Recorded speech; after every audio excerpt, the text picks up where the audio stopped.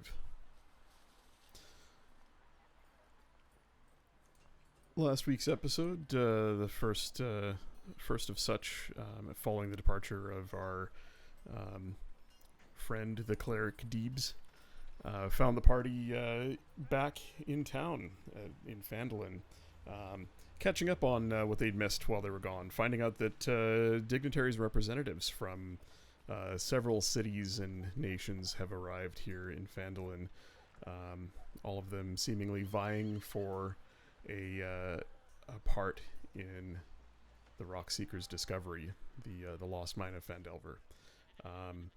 It's unclear if they'll be meeting with Gundren and or his brothers here, or if they'll be going on to the expedition site. But the one thing that is for certain is the inn is packed, leaving the rest of you staying elsewhere. You met with Lenine and Darren and found that she had gone by herself to the old abandoned mansion in the crypt beneath, barely surviving an encounter with an entity there that took her mind and very nearly got her to complete a blood ritual. Rescued by Darren and healed by Gariel, she has mostly recovered and reopened her shop, and pleads with you all to go and find the wizard Paramon, who some believe you've already met, although he seems to be living under the guise of an old druid in the Wayriding Grove. And so we start this week's adventure with the party getting ready to set out from Phandalin for the Wayriding Grove, a place they've been before, where last they left Madrick and his ragtag bunch, leaving the madman king of his own castle, such as it were. They now seek to head back and find this old druid and uncover the truth about who he really is. So, before you leave town, is there anything you'd like to do? Nope. I wanted to run to Lenine's shop real fast before we left. All right.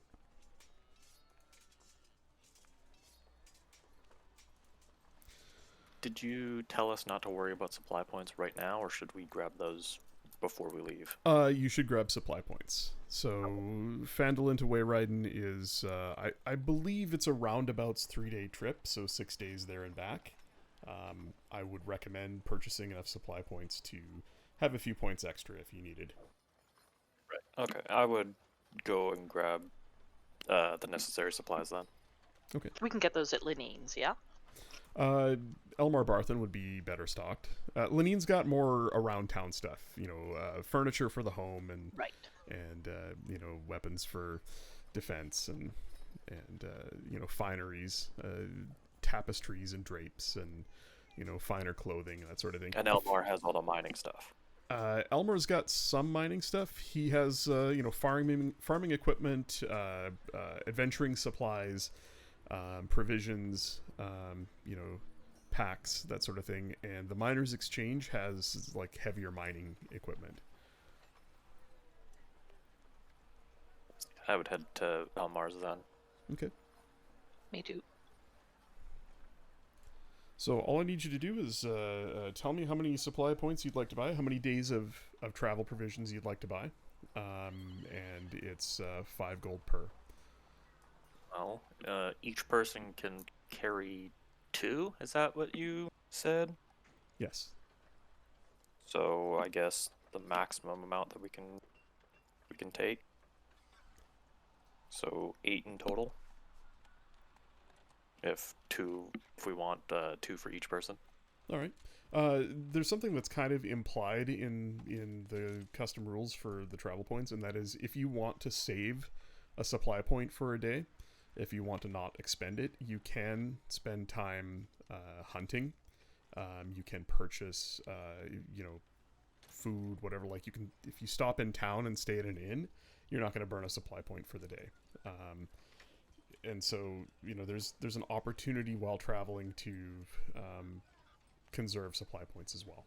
So like if you wanted to go trap some rabbits for dinner, or go hunt a deer for dinner, that sort of thing. You could replace a supply point with a suitable challenge for hunting, fishing, that sort of thing. So, like, use a skill check to potentially not use a supply point. Right. Exactly. Okay. Yeah. I mean, I can help with the hunting. Yeah, and it's definitely going to be you're not going to get to try it over and over either. It's going to be a one-time roll, and it either works or it doesn't. Right. And you'll need some time to do it as well.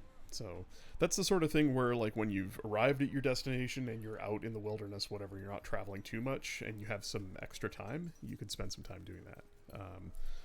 As somebody who has hunted, not very successfully, it's not like you go out for an hour and you come back with a dead deer. It could take longer than that. So I thought about coming up with some extra rules for that to figure out how long it takes, but I don't know. We can just play it by ear and see how it goes.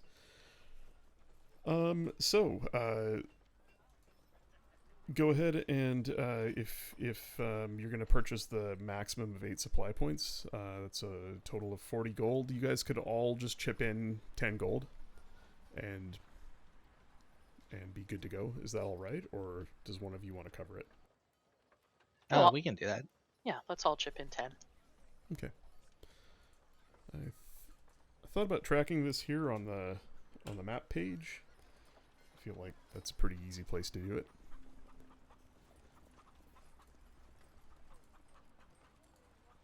Okay, I've removed 10 gold from my sheet. So did I.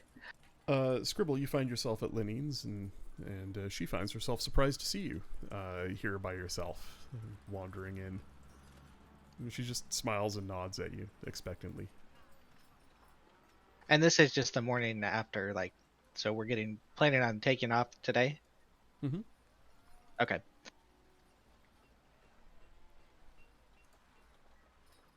Hey, hello. I'm looking for a specific object to help with my spell casting.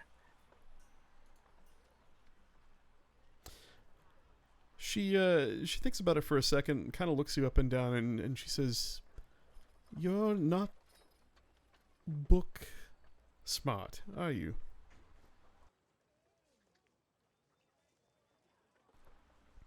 You cast spells more spontaneously? Yes. I think I have something that might work for you. I created it to try for myself, but it doesn't seem to do the trick.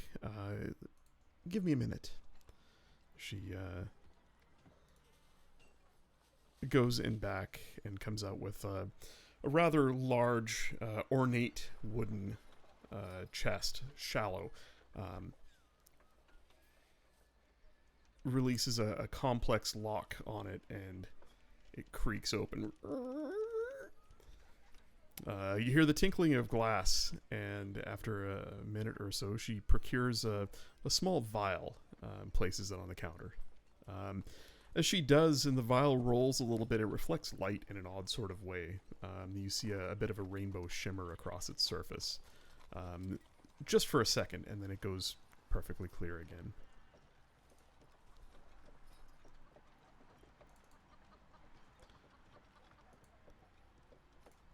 And this will help me?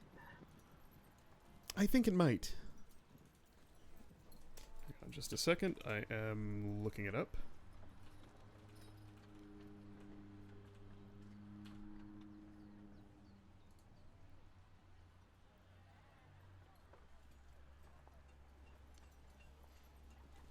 She says, "I'm sorry. It does require some of your own blood in the vial." And it is an item you must keep close to you. You must attune to it. I don't have a problem with that. I think it might help you, but it was expensive to make. If it doesn't work for you, I will give you your gold back. And I'll find someone else to use it. How much would this cost?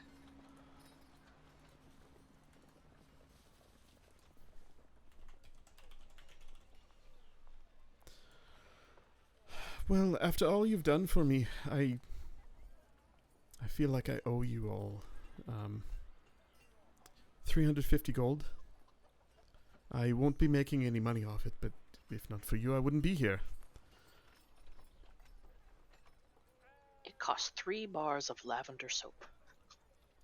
Oh no, she's fresh out of lavender soap. Except for price that sounds one fair. emergency bar she keeps for Nora. Alright, so go ahead and give yourself a +1 Bloodwell vial, and attune to it and equip it.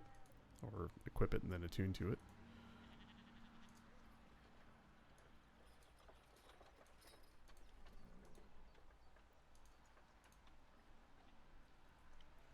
And I have something for you that may help you with your research. Her eyes narrow, and she leans in a little closer, whispers, I don't think your friends would like it if you gave me that. But I confess I would like to see it. What is it? So I'll pull out the copy of the research notes and Albrecht's journal. Mm. And then hand those to her. She takes them from you, and as she shuffles through the loose pages and then opens the journal and begins reading, the look on her face changes from one of surprise to a look of profound sadness. You see tears well up at the corners of her eyes. And she closes the book gently and places it beneath the counter out of sight. Smiles, blinking away tears. This means more to me than, you know, not just for the knowledge it contains, but for who it came from. Thank you.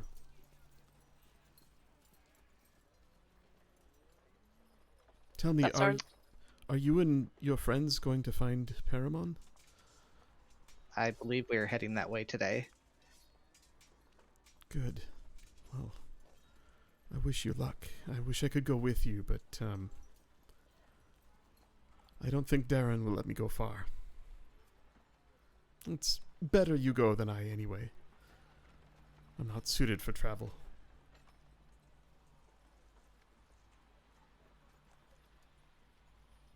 It's probably for the best, and maybe something in there will help you with whatever it is you're searching for in the crypt.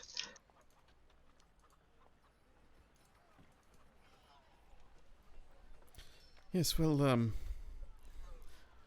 I have too much to do here anyway. I have, your friend, the dwarf, he's asked for some surveying tools. I think he has some grand project he's planning. Well, if that's all, I wish you luck, and thank you so much for this. You're welcome, and then I'll just head out. Linelia, was there something you wanted to say? Mm-mm. What you eating? Chips. Nothing. Alrighty. Well, if there's nothing anybody else wants to do on their way out of town, the weather is pleasant. The sky clear blue. A sea breeze carries the salty scent of ocean air to your nostrils, gently shaking the leaves of trees in this late spring day as you set out westward towards the Low Valley Road.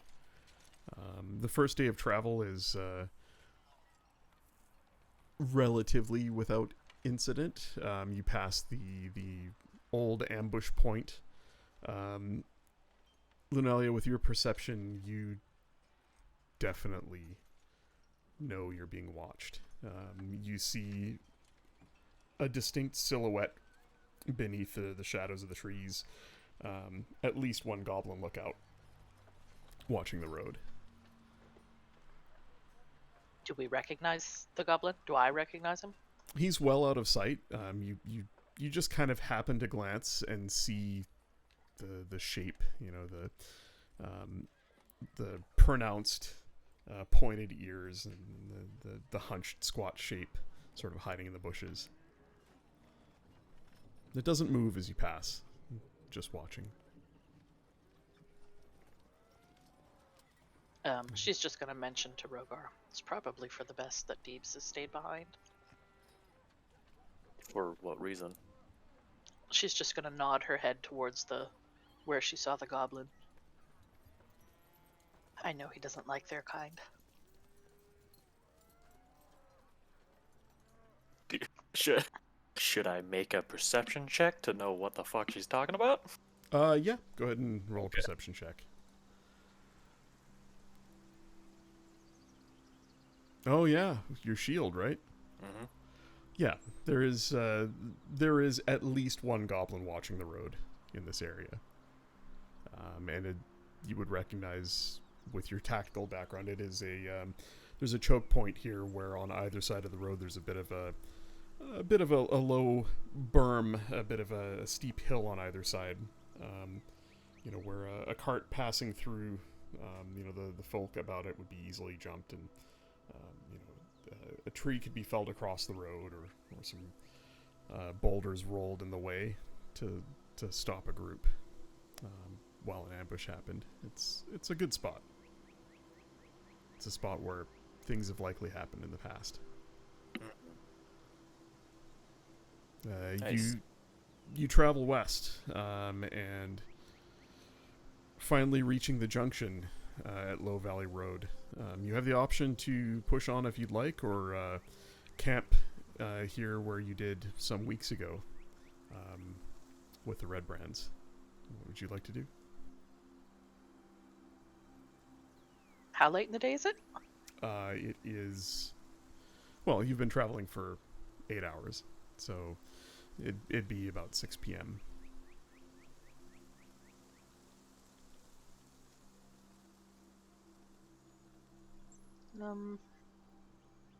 Do we want to try and travel a little bit more? Maybe cross the river before we camp out, or do we want to camp here?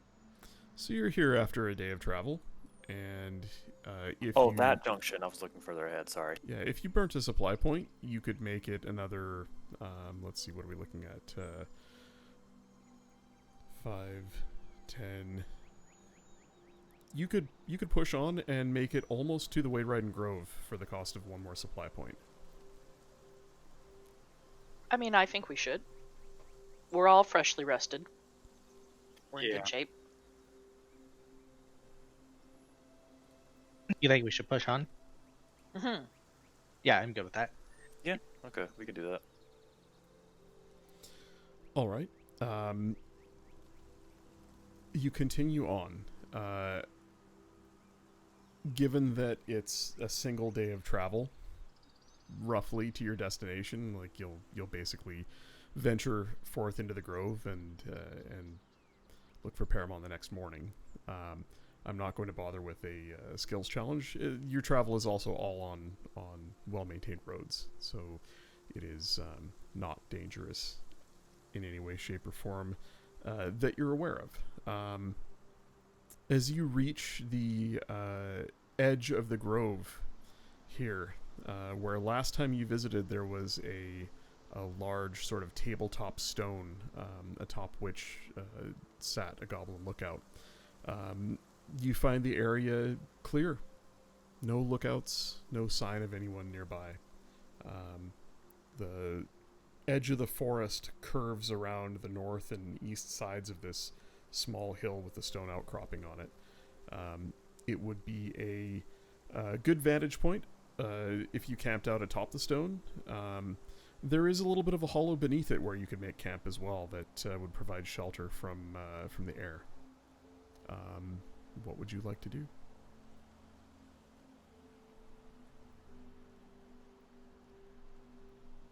Camp out in the hollow, and whoever wants to go on watch can go to the top of the rock. No? So, what time does it make it since we pushed on? Yeah. It's pushing 10 p.m. It's dark. Your last couple of hours, you watch the sunset blazing golden and red across the sky to the west. Twilight, and now it's dark. It's getting to the point where it's star and moonlight only, although the clear sky lends to a fair amount of light from above. It is night.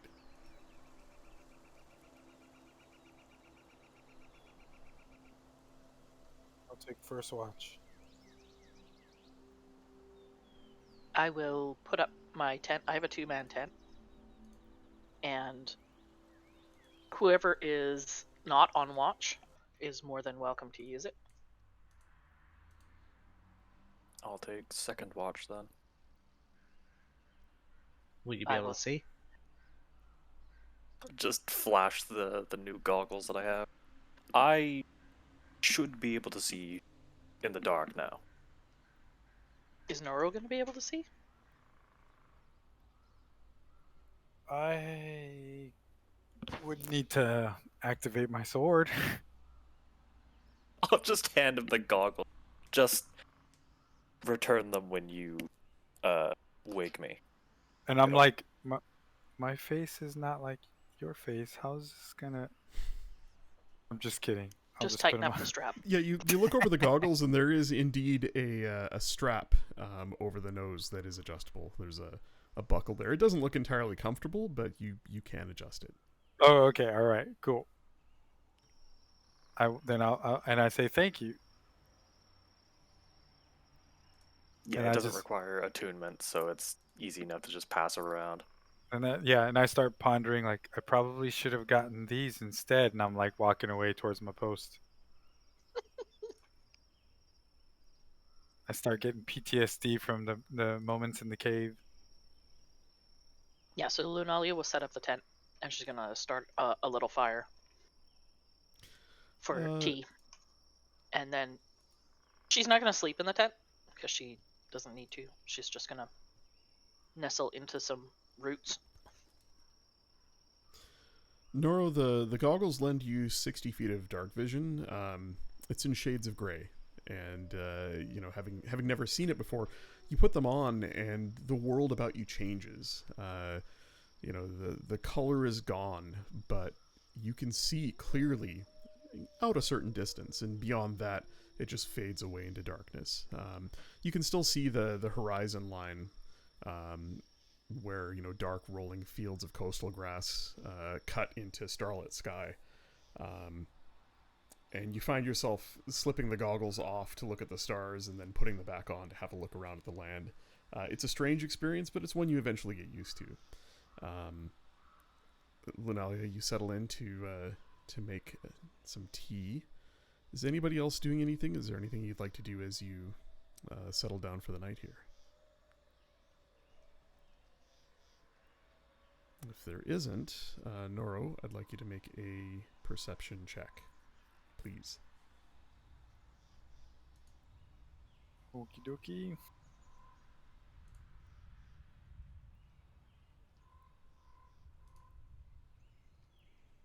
Not bad. The distance of your dark vision limits your ability to make out much more than a shape, but you hear the sound of rushing wind high overhead, scooped by great wings. You look up, and above you, far, far overhead, you see a massive winged shape circle once, twice, and then dip off into the sky to the east, disappearing into the trees and then rising back up, circling again. It dips down a second time and disappears.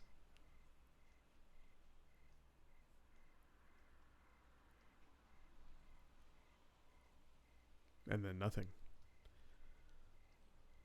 But you can't shake that feeling that you're not alone.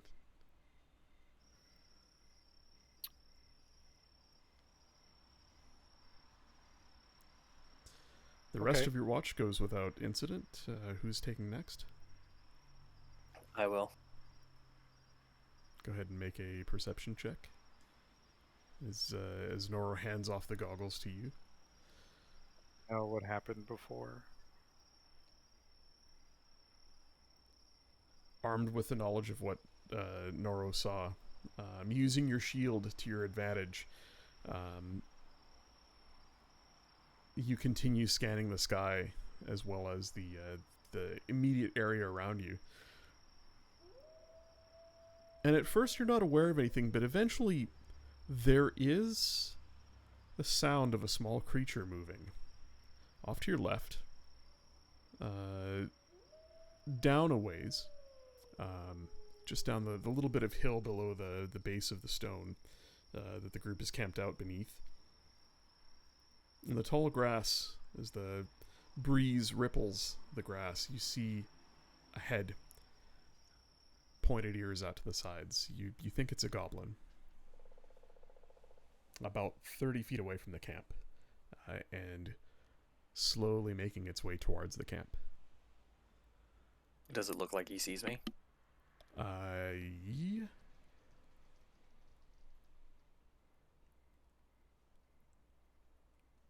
He does not. Okay.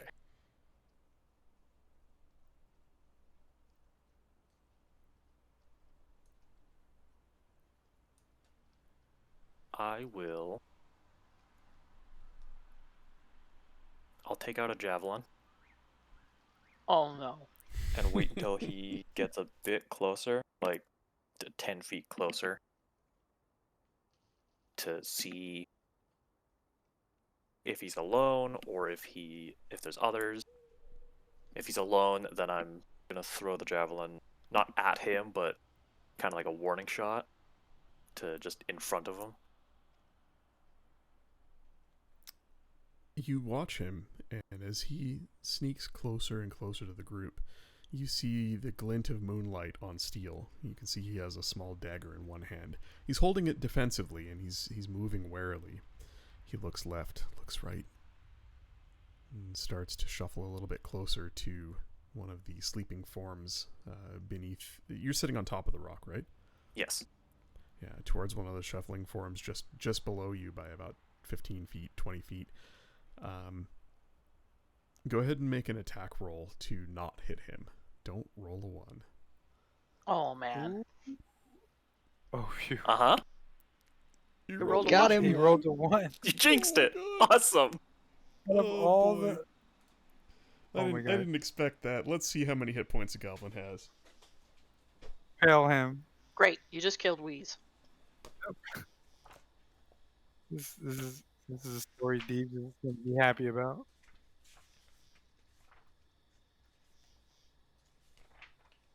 I mean, I'm aiming straight down, so So, it's hard to. so goblins have 7 hit points. Ah, fuck. You split Got him. You split- You loose the javelin, and old instincts are hard to kick. It flies true, a little bit too true. There is barely a sound, more just a squish as it passes through the goblin, pinning it to the ground behind it. The arms go limp, dangling to the sides. The goblin sort of leaned back at an angle, the javelin still propping it up as it's pinned to the ground. And you hear it. Shit. Well, Oh, fuck. I mean, Rogard did his job, right? He doesn't know. I Wake don't up a know. healer! I'll quickly rush down and just wake Right. someone up who can heal him. Pull the javelin out, make sure he's still alive. Oh, amazing. Amazing. Disarm him first. You shake Lunalia awake and run over to the goblin, kicking the blade aside. It skitters off into the grass at the edge of your small clearing. He is if he's not dead, he's out cold. The javelin has passed right through his midsection and pins him to the ground. As you pull it out, there is a gout of blood that tells you that it was a killing shot. Oh my gosh. Shit. So yeah, she'll run over with Rogar and say, diplomacy is also was- a skill. I was going to do a warning shot, but instincts. Yeah, so It's she's not the shake instincts. she's just gonna cast Cure Wounds at first level. Oh, okay. Resurrection. Roll him.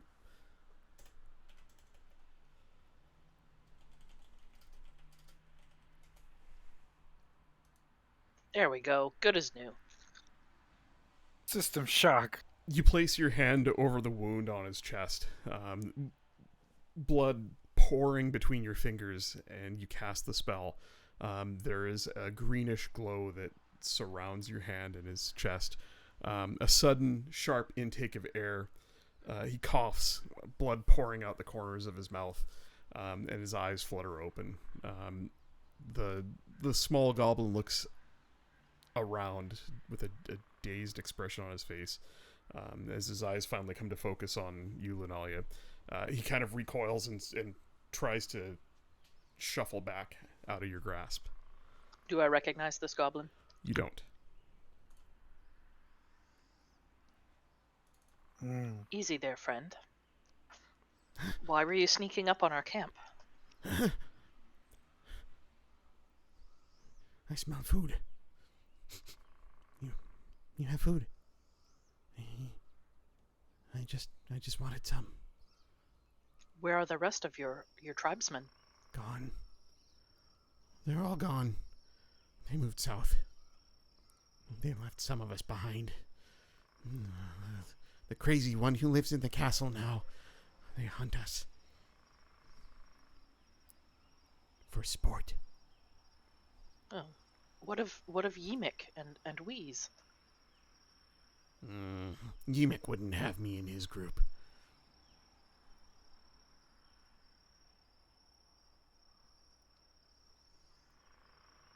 Yeah, So the crazy man in the castle, the one with the longish hair, has a bit of an anger issue?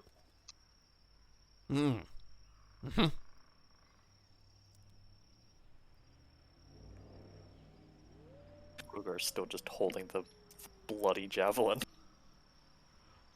He keeps looking out of the corner of his eye at you, wondering if you're going to skewer him again. Rogar, put that away. You're scaring him. Sorry. Just wipe the blood off. Look, I can give you some food, and then you had best be on your way. If they're hunting you, it's not safe here.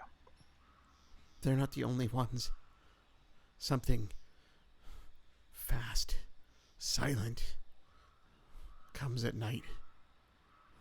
Those few of us who are left, we're fewer now.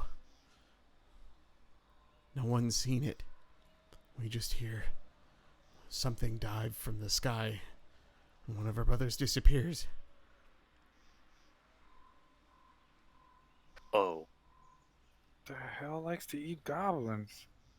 Do you hear nothing before it attacks?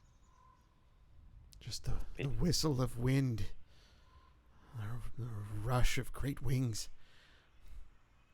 And only at night? Mm-hmm.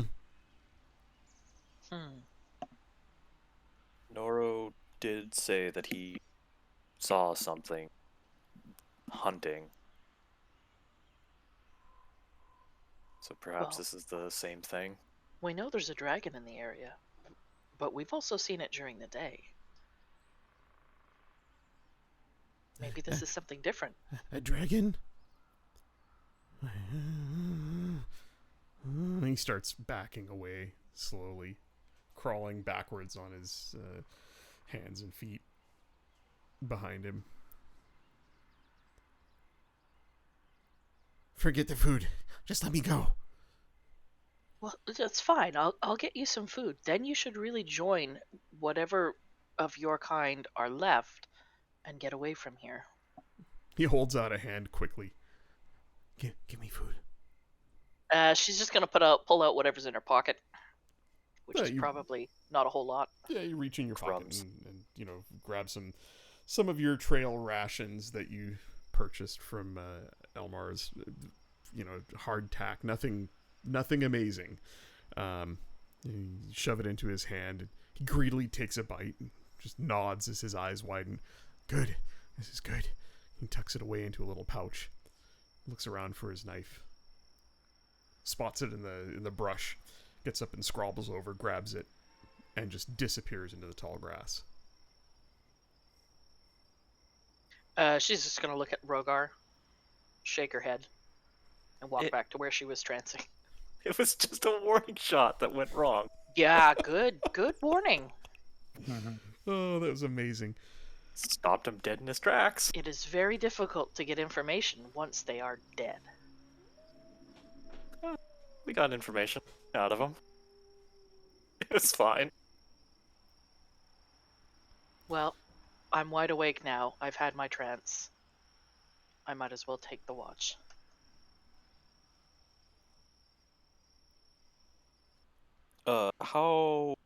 I guess how far into my watch was I? You were most of the way done with your 2 hours. Okay.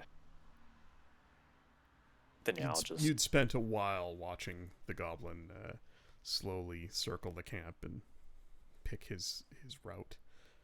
Okay. So you pack it in and haul off to bed. And Lunalia, are you staying within the camp, or are you climbing up on the rock for a better vantage point? I will climb up on the rock. How far away is it from the camp? Directly above. It's a large circular, roughly circular, more elliptical stone that is flat on top, and underneath one end, there's a bit of a hollow that's just Right. large enough for you all to just spread out some bedrolls or set up a couple of tents in. Okay, yeah, no, she'll sit up on top to get a better view. All right, you climb up on top and scan the horizon, and then your eyes pull in to focus on the closer surroundings. Go ahead and make a perception check.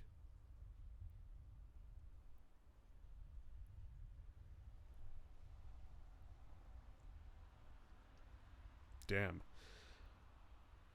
Not 20 minutes into your watch, you see a dark shape blot out the stars in the sky.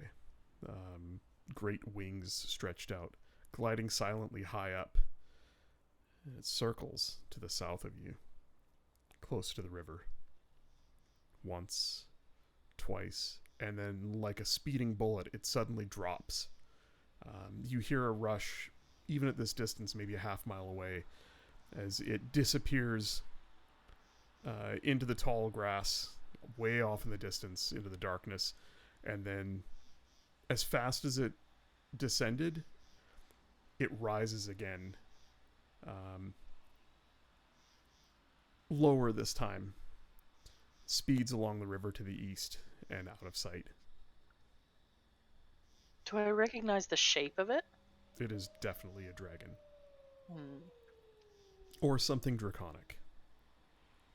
And it's hard to really get a sense of how big it is because it's off in the distance, but it seemed fairly large. Did it look like, is it a clear night?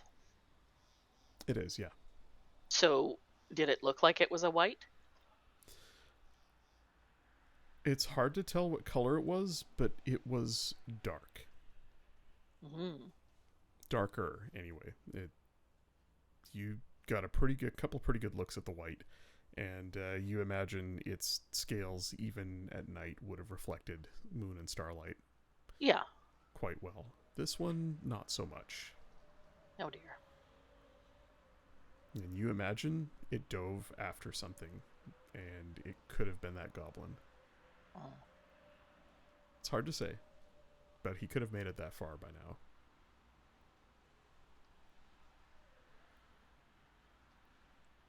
Well, that's troubling. You keep an eye out for the winged form, and you don't see anything for the rest of your watch. And as morning comes, you all find yourself waking, packing up camp.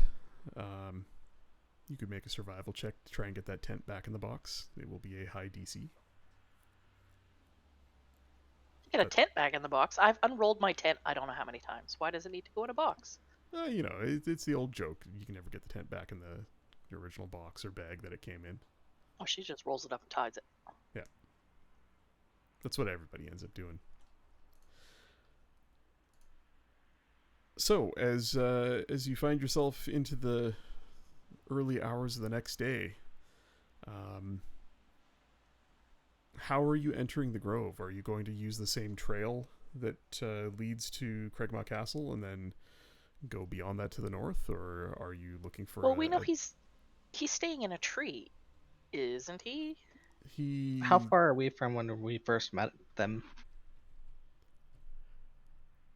Well, you would have met Amadon and Xanthras on the trail south of Craigmaw Castle. So, looking at the map, which admittedly is not very detailed around the Wayriding Grove, we're looking at a patch of forest that is, anywhere from 5 to 7 miles across, with a sparse bit of trees between it and the larger forest beyond.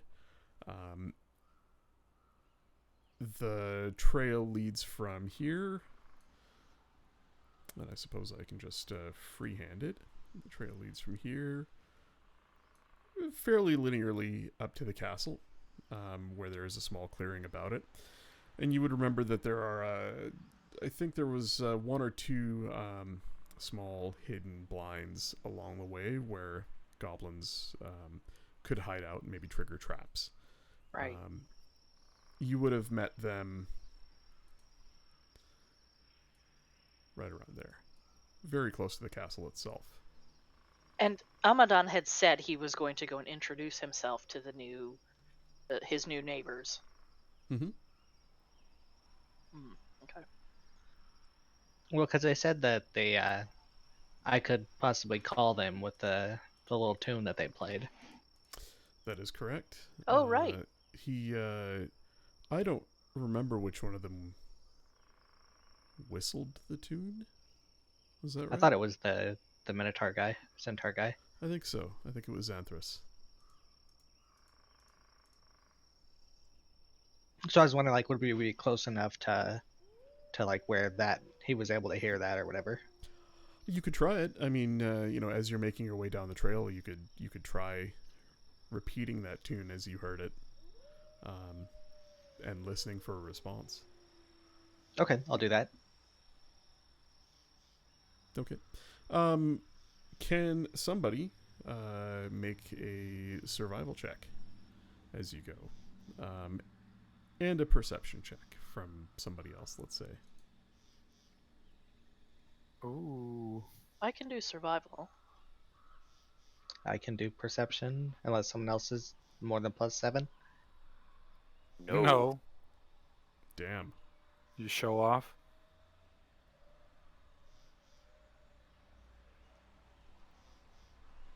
Wait a minute. No, it has 10 perception checks. I mean, I thought that was survival. it is. Yeah. No, you already rolled a survival 15. Oh, okay. Yeah. The perception above it was your overnight perception. Oh, right. Okay. Yeah. Oof. And that's why we need the +7.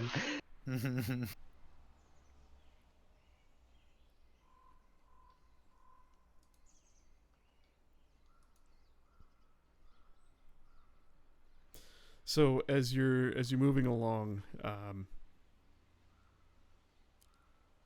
you hear a voice suddenly from behind you and off into the woods a little bit. Could have picked one of you off. You wouldn't have even known it. Keep your eyes open.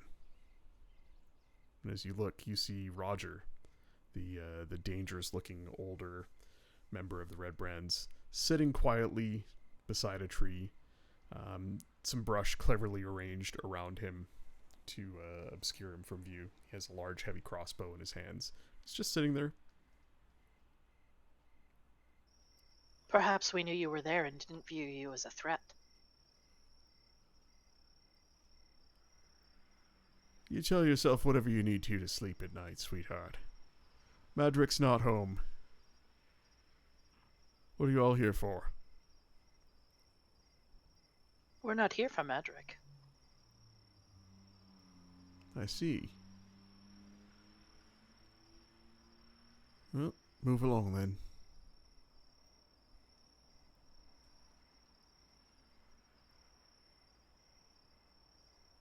Thanks for not shooting us. There's always next time, Birdman. Man, fuck this guy. And Neuro just, makes his hand like a handgun, like a laser pistol, and just kind of like. Yeah? Where's he heard of a laser pistol? Has Scribble been telling him stories They about do this weapon? exist. They do exist.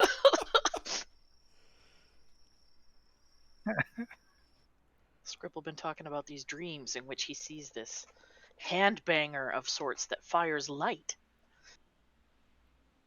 It makes this pew noise. Pew.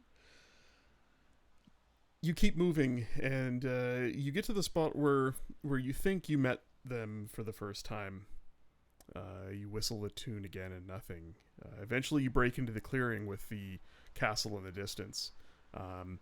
There is a curl of smoke from one of its remaining chimneys, indicating that someone is or has been cooking something. The clearing all about it sparkles with morning dew. And there seems to be nobody about. Just a bit of mist that hangs at the edges of the clearing.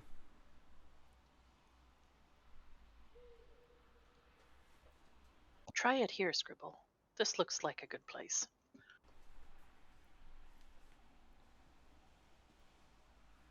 I'll whistle the Old Spice tune.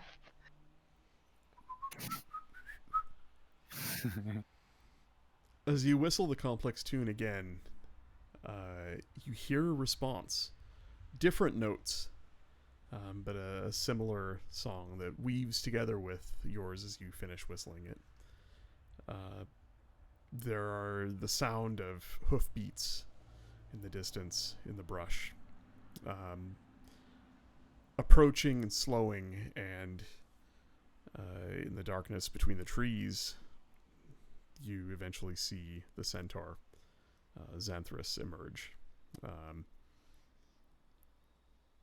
White paint over his dark skin, hair pulled back in a top knot.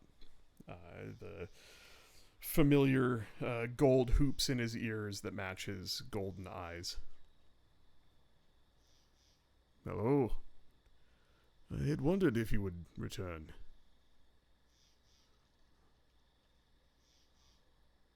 Where is your druid friend? He is not a druid. But he is old, and he is my friend. North of here, in his home. But you should not go. It is not safe. Why is it not safe? He opens his mouth as if he's about to say something and winces in pain. I cannot say. It is forbidden for me to speak of it.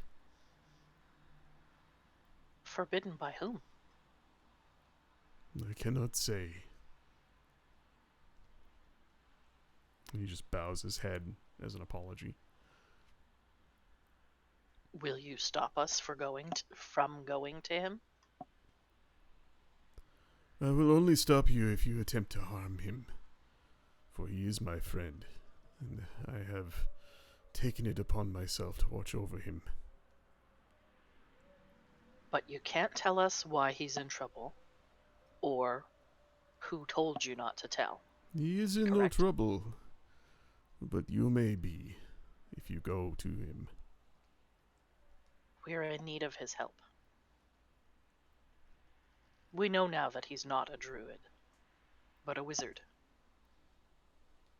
His eyes narrow and he nods slowly. I see. His apprentice has unfortunately died. And there is another who is heading down that same path, and she's asked us to find him. I do not think he would know nor care.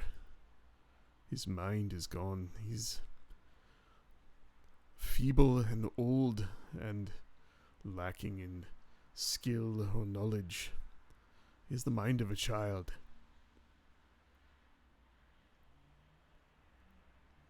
Do you know what happened to him? Again, he goes to open his mouth and he stops and he shakes his head. I cannot speak of it. So you do know. And he looks at you and there is a profound sadness in his eyes. I cannot speak of it. Can you write it?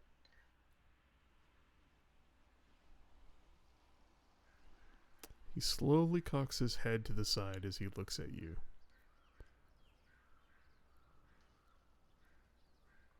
I can try. And with hand him my little tablet and chalk. you go to hand him the tablet and he holds up a hand. My friend, I do not write. And he begins he's to illiterate. Yeah, he begins to paw something into the soft earth with his hoof. Lunalia, you recognize a crude form of druidic.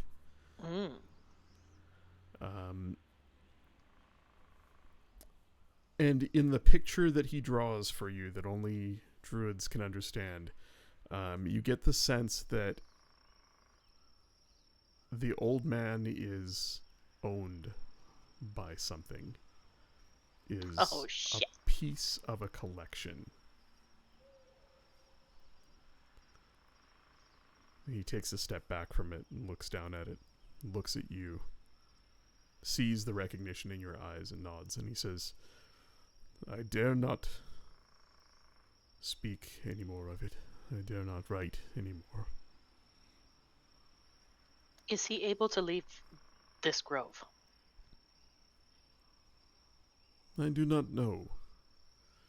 I do not know if he is capable or allowed. He's not allowed. But I do not know if he's capable. He believes this is his home and that he is destined to protect it. I do not think he will leave with you willingly.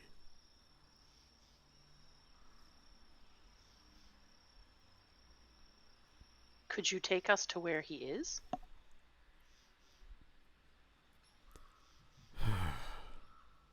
Yes. But I have warned you. Anything that happens to you, your blood is not on my hands. And he looks at all of you, one after the other. Do you agree? Lunali's just gonna look around at her friends and nod. She agrees.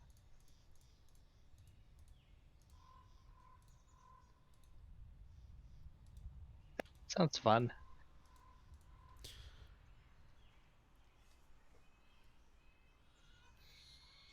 He leads you into the brush at the edge of the clearing, skirting around Cragmaw Castle. Some of you get a view of the back of the castle that you hadn't seen previously.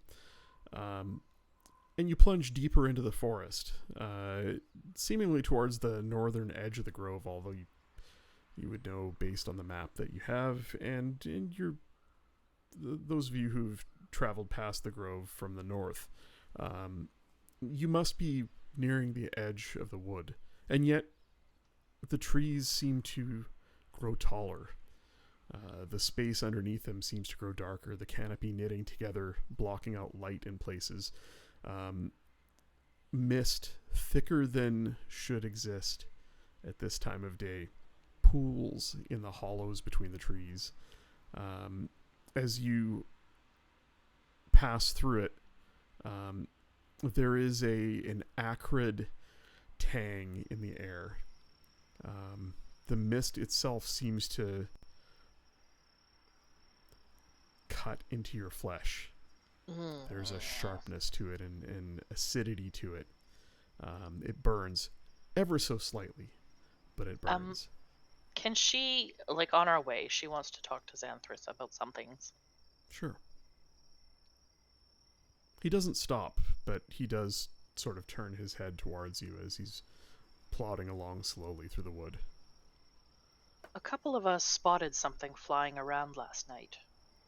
A large, almost silent shape that appeared to be hunting.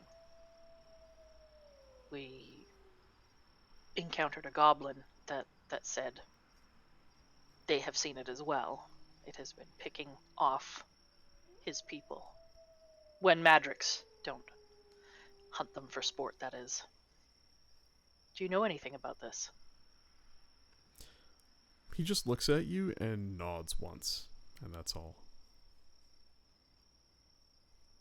So you can't say, or you won't say? He nods one more time, looking straight ahead this time. And after a few long seconds, just says, "There are many predators in the forests, and there is much prey. It could have been anything." And he looks at you out of the corner of his eye. Or anyone. Not everything is as it appears. Keep your eyes open.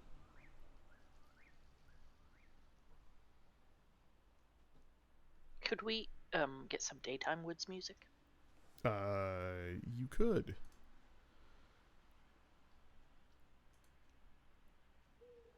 I didn't realize there was that much of a difference between them.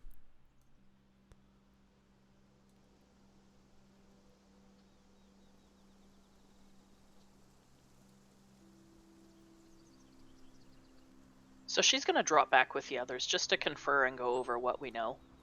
Something is going on that has control or has robbed Paramon of his mind. Whatever we saw flying around last night and that the goblin spoke about seems to be related in that Xanthus will not or cannot speak of it.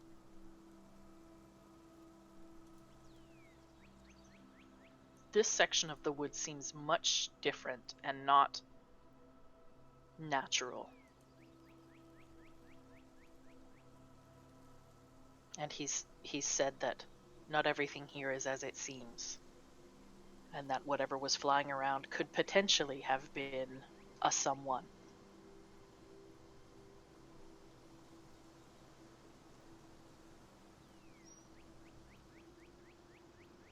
I suggest we go into this with open eyes and open ears.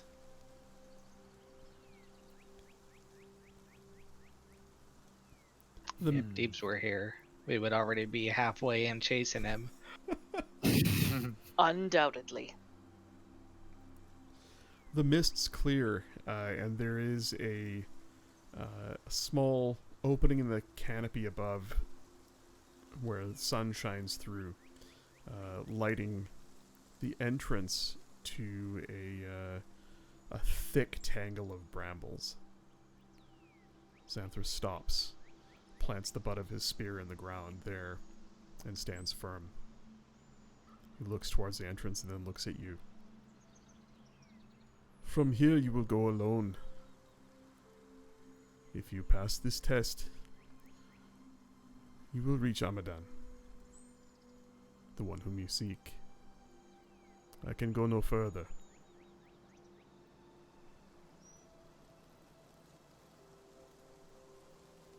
How long have you known Amadan? He looks up in thought, looks back at you all. "I... 2 seasons, perhaps. It is... my memories are not clear. Perhaps the same that has befallen him is beginning to take my mind. I worry about it often."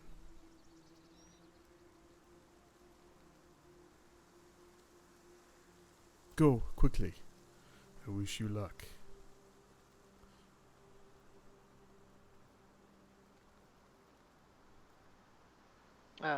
Yeah, Lunalia will just wait for everyone else and keep going. As you pass through the portal in this tangle of large vines and brambles,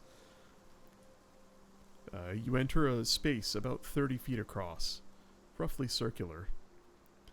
And as you all group together and look around behind you, the entrance you came through is gone. And as you look about, you see 3 more openings. It's not the mists of Tyrniside. You see 3 openings ahead of you, one to the left, one to the right, and one in the middle, that suddenly appear as your eyes pass over them. The ground here is soft and earthy. There are vines and roots that spread across the ground from the corners. The thick bole of a tree rises to the side of you. Its branches thick with leaves blocking the sunlight. Go check that stump and tell me if a leaf comes up. If it's a flower, we'll go the other way. No? Can we see, I guess, down those passageways? You go to look down one of them, and it looks very much like the space you're in. A little more oblong, end to end, maybe 60 feet long and about 30 feet wide, somewhat circular in shape. The ground descends down about 30 feet as well, at a slow slope. That's the one on the left. The one in the middle is very narrow, like a 15-foot wide hallway, and it curves out of sight. The one on the right is a large space,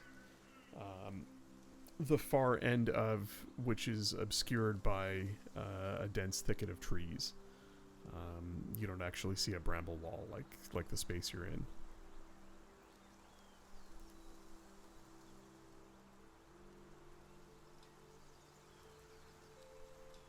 He didn't happen to give you a clue to what we're supposed to do, did he?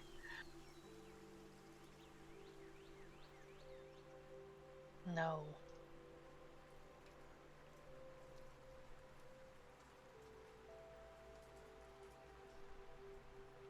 Are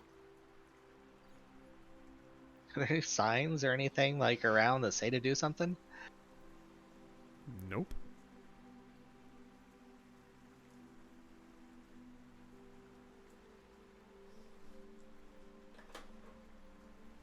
Norrell's just scratching his bald head.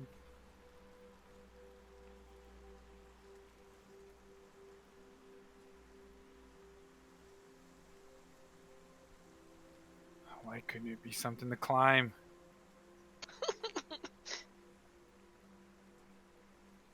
Well, there are trees. You could climb one of those.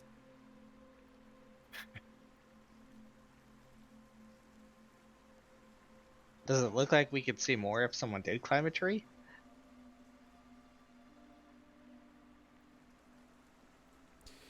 You could certainly try. The tree does extend well up and over the tangle of vines and brambles that surrounds you. Yes.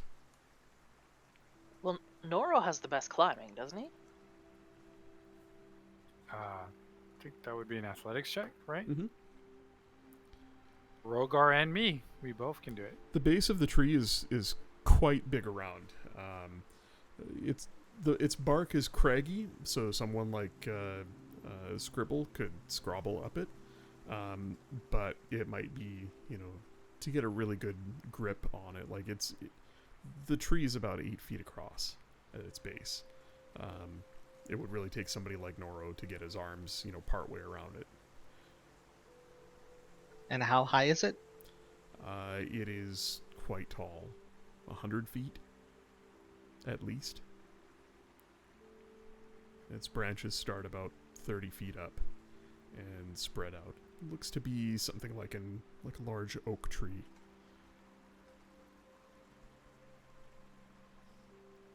I have an idea. Uh-oh. Oh no. And the just for reference, the tree is sort of to the right of the room you're in.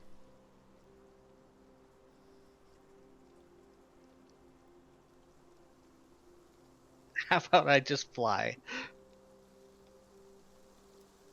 Oh, waste a spell slot? Yeah. I mean, you could. I could wild shape if we needed to. I don't have a combat map for this week. Go nuts.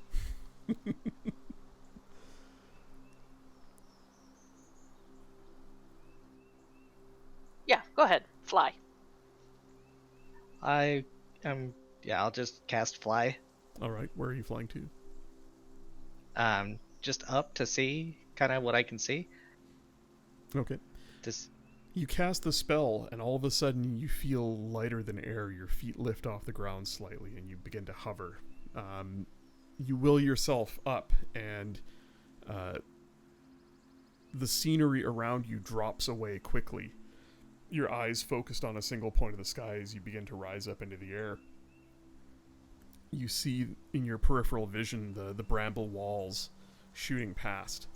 And after a few seconds, you start to look around, and while you see the floor of this chamber you're in drop away from you, and while you see the bramble walls shooting past you as you rocket higher and higher into the sky, the canopy that the trees provide above you seems to still be endlessly far away, despite your immediate surroundings falling away quickly. The rest of you watch Scribble hover about 2 feet off the ground, looking up intently. His arms flap every once in a while at his sides, almost as a deep-rooted instinct, as he, in his mind, flies. But he is hovering not far off the ground. Scribble, you eventually stop and have a look around, and you find yourself hovering just off the ground. this is great.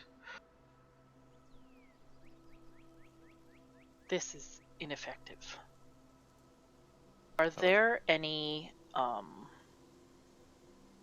critters or animals or anything like that around? You hear birdsong in the distance, but nothing nearby. It's actually eerily quiet in this space you're in.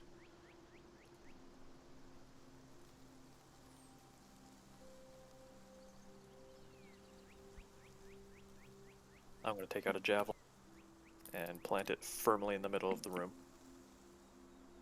All right. or in the area that we're in right now. You do that, it sticks in the thick earth. It stands upright. A signpost of sorts for you to navigate by.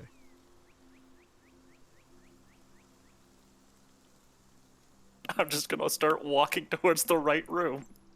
All right. You see the grove of trees off in the distance in the right room, and as you pass through the portal into that room, it closes behind you. The rest of you see the wall, and Rogar, you hear it, and as you turn, you see the portal iris shut as brambles and branches twist into an impassable doorway. Wonderful. Well, I guess we need another warrior. I feel like we should follow him. Did the portal close from our side? I mean, it's a doorway. It closed. I'm not sure what you're asking. It's a hole in the bramble wall that just shut. It grew shut. So we can't follow him, is what I'm saying. Correct. So the door on the right has just closed, with Rogar on the other side. If I move to the one to the left and just look through, can I see Rogar? You do not see Rogar in the room on the left. It is 60 feet in length, 30 feet wide, roughly elliptical in shape, and you do not see any other openings in it. And where's the other one to the north? To the north is a long, curving, 15-foot wide hallway that curves to the left and out of sight. I don't think we should split up further.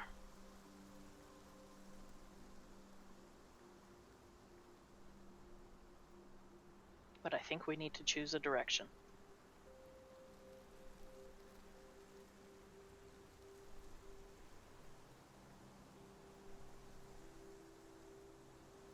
Which way do you guys want to go? I feel like we should just go straight. To the north? Yes. Sounds good. Let's all stay close so that it doesn't close behind one of us.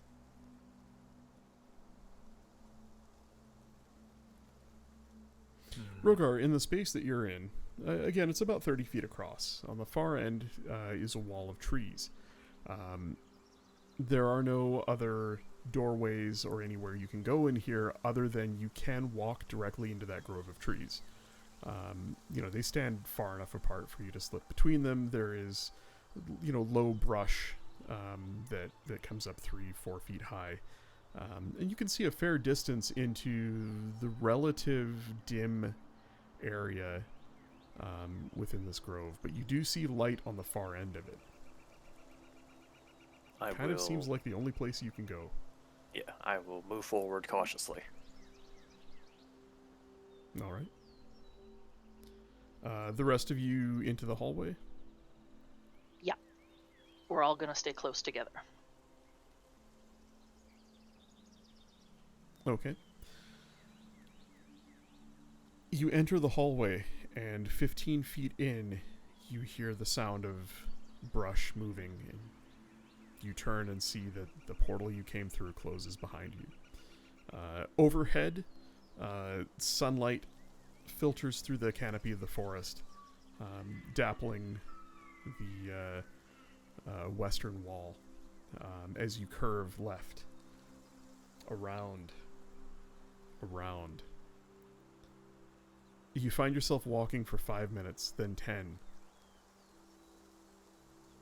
The hallway that you're in begins to narrow a bit, and the curve begins to tighten as you begin to think you're walking in a spiral.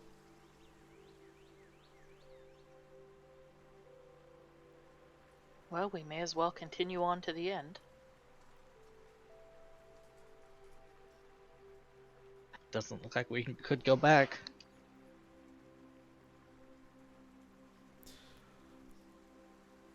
You keep going, and after another 5 minutes or so, you reach a small room. Only about 10 feet across. The three of you fit in it relatively well.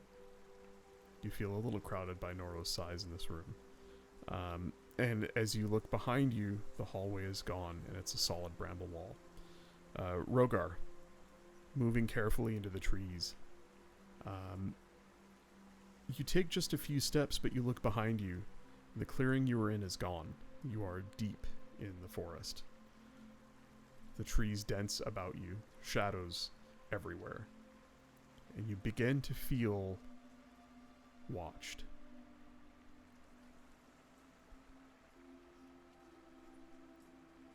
The three of you that are in the circular 10-foot space at the center of this spiral, what are you doing? Is there an exit to this space? There doesn't seem to be. Is there anything in this space? You could make an investigation check. The walls are thick vines, roots, brambles. There are large thorns out of the brown brambles. Big enough you wouldn't want to, lean against the wall too heavily. Hey guys, this are bramble.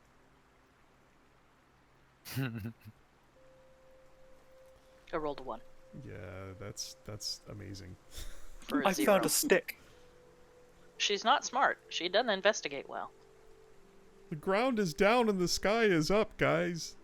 I think Is it open to the sky above us? it is, yes.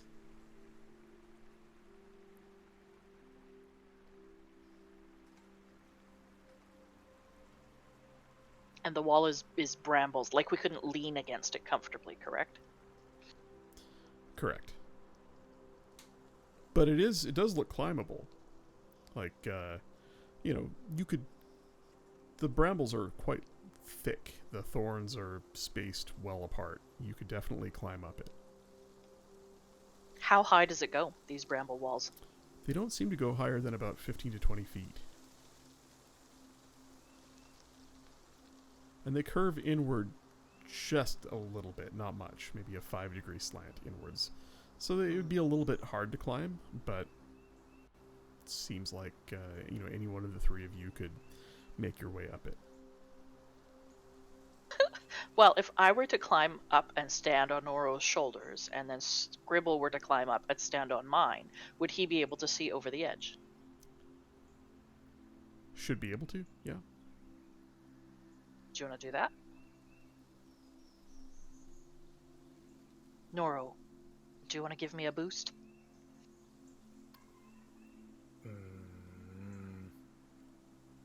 Is this some kind of trick?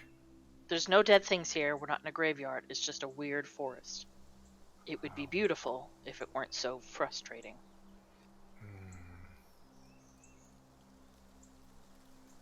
Okay, trust you. It is a trick. Somebody has done this. Wait, you said trick. What? Somebody is doing this. It's meant Alright. to test us.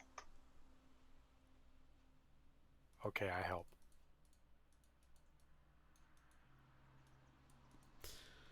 You lift her up and place her on your shoulders, and after you do, you lift Scribble up.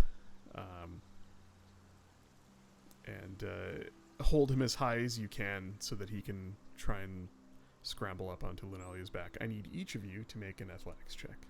Oh no. The difficulties good for times. each are different.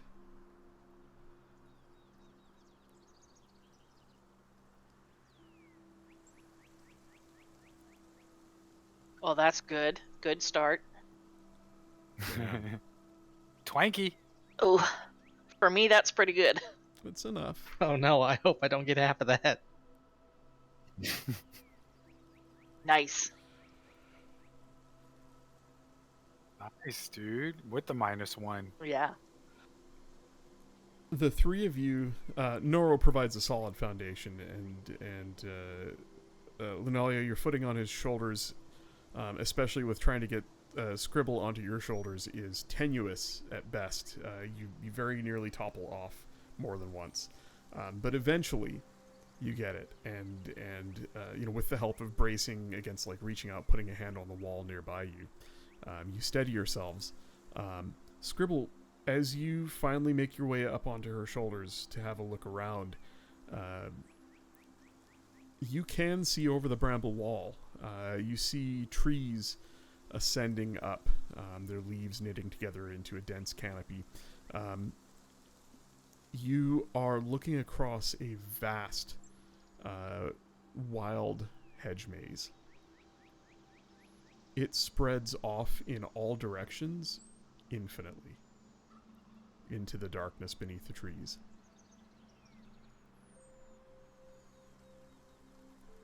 Can I What do see you like the tops of the maze? Yeah, you're sort of looking at the top of the maze. What do you see, Scribble? It's a maze. Are we close to the center? Can you tell? Make an investigation check as you survey this maze. Oh, you gotta be decent at that. With advantage. Oh, yes! Oh, Nice that's, roll. That's gorgeous. The only downside to all of this is you know that it moves around you, and that not everything is what it seems. But you form a very strong map in your mind. And Noro, directly in front of you, a portal opens in the bramble wall. Oh, tricks.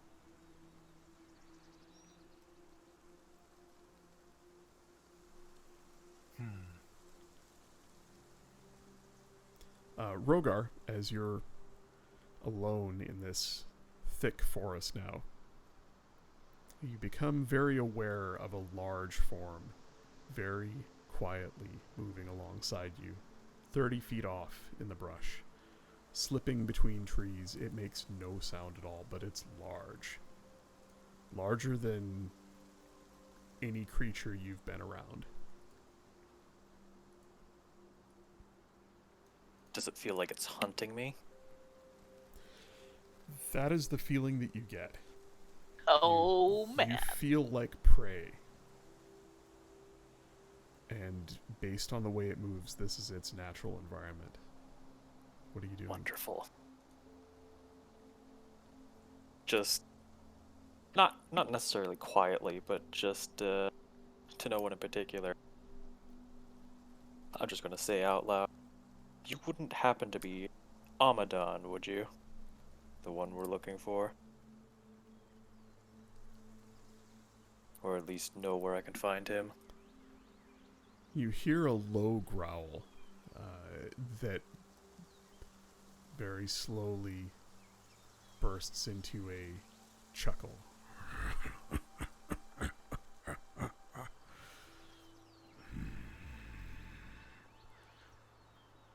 And as you hear that sound, the mist about you grows thicker. You take a breath and find yourself almost choking on it. It burns. It burns your eyes. Oh, it burns your no. throat. You know what color this is. You become aware of the creature around you now, not just to the side. In front of you, on both sides. It moves almost like a snake coiling around you in the darkness. And then it's gone.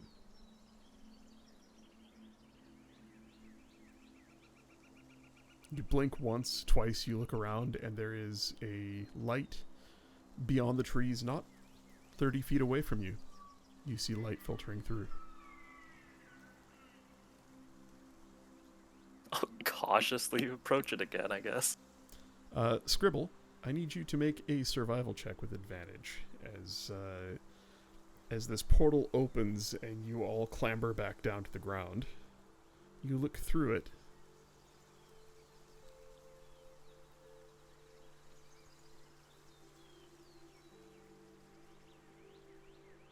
Thank God. You feel very confident in your survey of the maze, at least the area near you, and you begin to lead the group through. At one point, you come across a junction. Without even thinking, you take the way that you know to be the path out. Another junction, you turn right instinctively, following the map in your mind.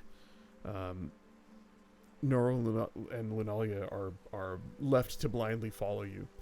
But after not more than 10 minutes, the path opens up and you see before you, as does Rogar from across the way,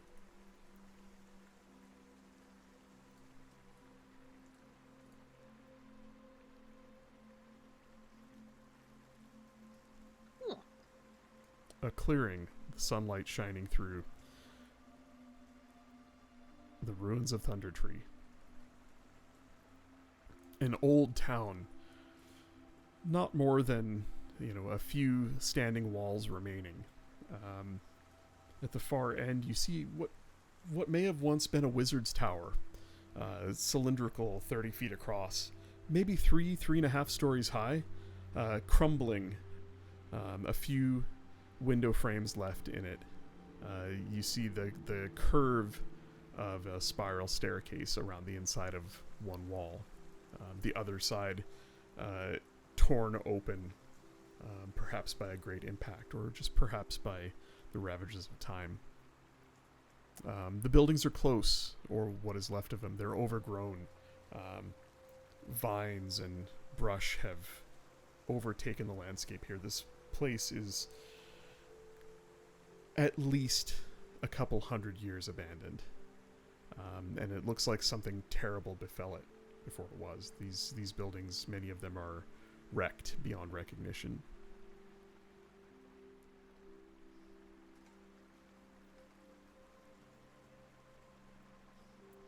Scribble, in the distance, you hear that familiar tune being whistled, almost absent-mindedly. It's a little jauntier than you remember it.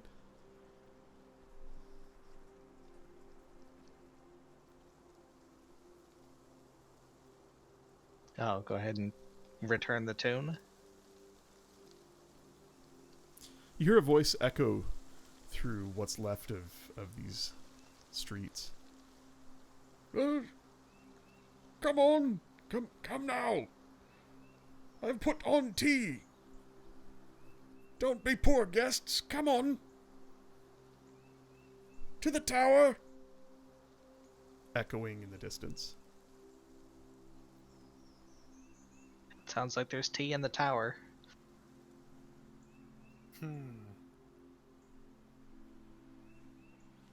Noro's like, what's tea?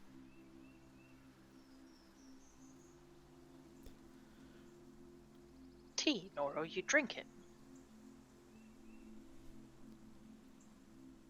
I thought this was all a trick. Rogar, you see the other three members of your group just across the way, across this clearing. There's a bramble wall they've emerged from.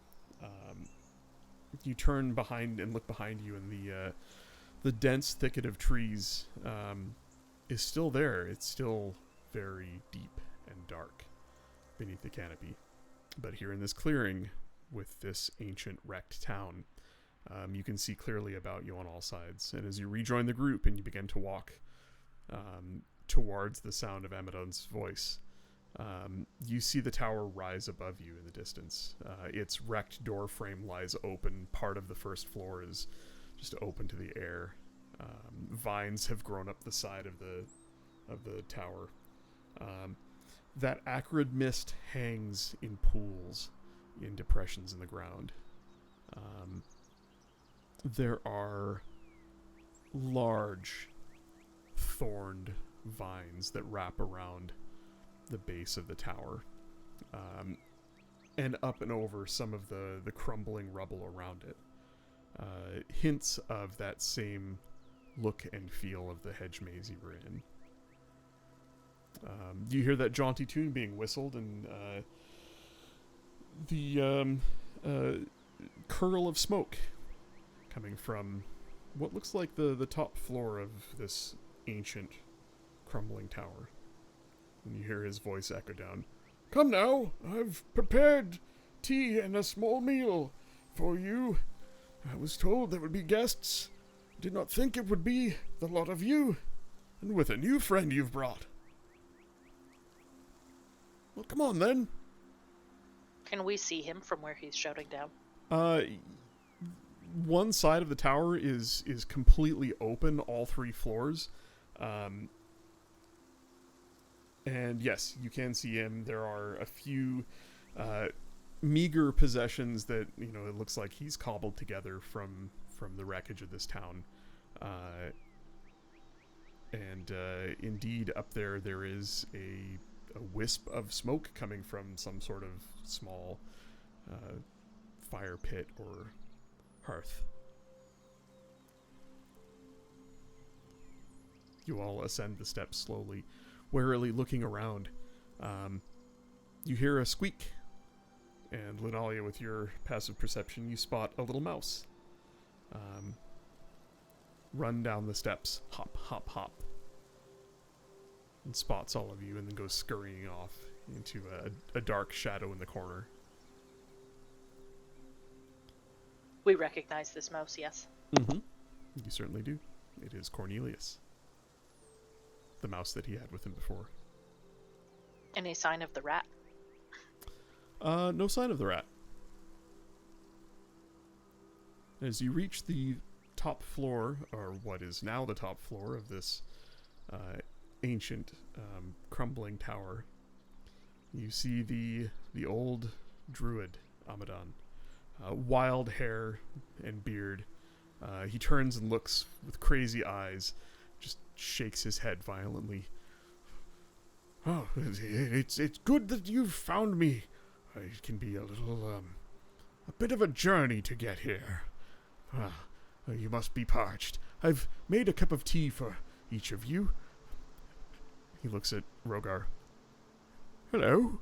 I don't recognize you. You're new here. Friend of the others? Yes. My name is Rogar. Well, Rogar, you are more than welcome in my home and in my woods. I am Amadan. I have been the guardian of these woods for as long as I can remember. Come, What sit, do you, have tea. what do you remember before that, Amadan? Before that, I did not exist before that. I do not know what you mean. And he turns and waggles his fingers, and several old cracked teacups, a collection of various ancient stone and ceramic ware, missing bits of their rims, deep chips and cracks in them, hop to life. He waggles the fingers of his other hand, and an old pot begins to, on its own, sloppily pour tea into each one of the cups. And he turns to you and violently sweeps his left hand in an arc, and the cups fly out towards each of you. Make a dexterity saving throw, please. Oh. Everybody.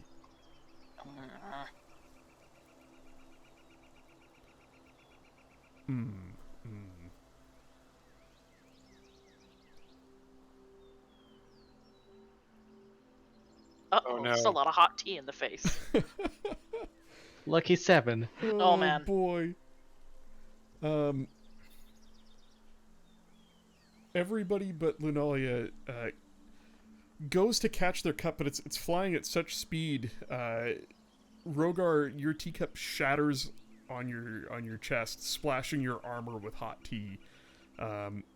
Noro, you take it in the face. The cup glances off of your cheek, splashing one side of your head and your ear with hot tea as it clatters off in the distance and shatters. Scribble, you try and dodge out of the way. Oddly enough, you spin around and the cup is perfectly in your hand, not a drop spilled. And you don't remember catching it. What? Nora wants to rage. Oh, shit. Okay. What happened to my tea? I'm just kidding. I got burned. And Lunalia, you catch your teacup expertly. The angle at which it flew towards you, and the way that you caught it and scooped it, only a bit splashes out and you manage to get none on you. It smells delicious. Noro, what happens to you when you rage?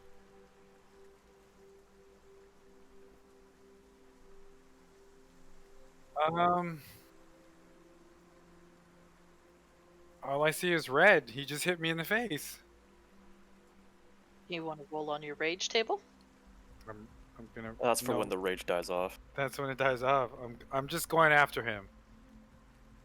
Just no question asked.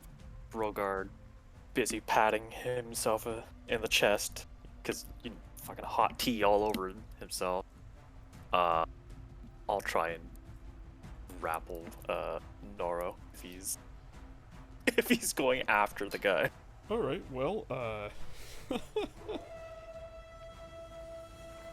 Because Noro just like already knows, it's a place of trick. Things are happening now.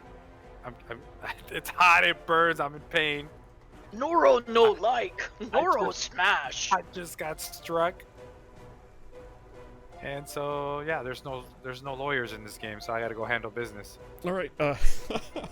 Noro and Rogar and anybody else who wants to get on it, go ahead and roll initiative.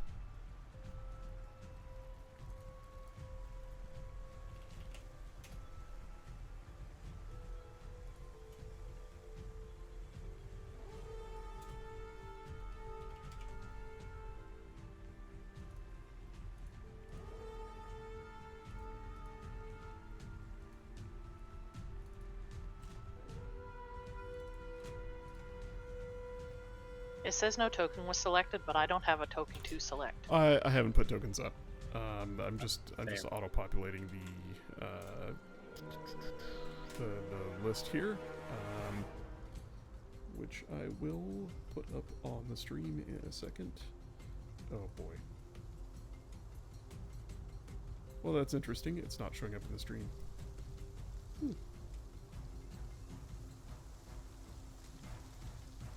Yeah, it's not showing up on my combat turn order either. That is weird. Well, let's do this. I'm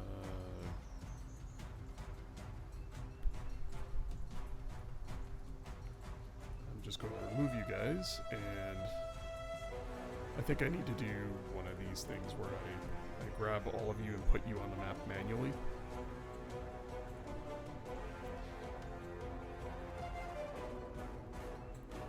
Just have to find a map that has, you know what, we'll just do it this way.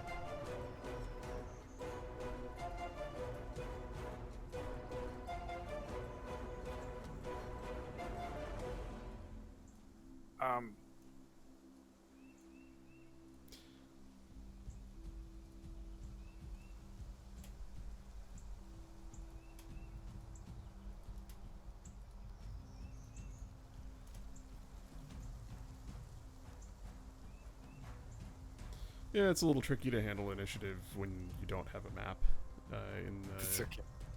D&D Beyond. And then we'll do that, and Rogar had a 18, and Noro had a 10, and Linelia had a 15, and we will sort them descending and put counter at top.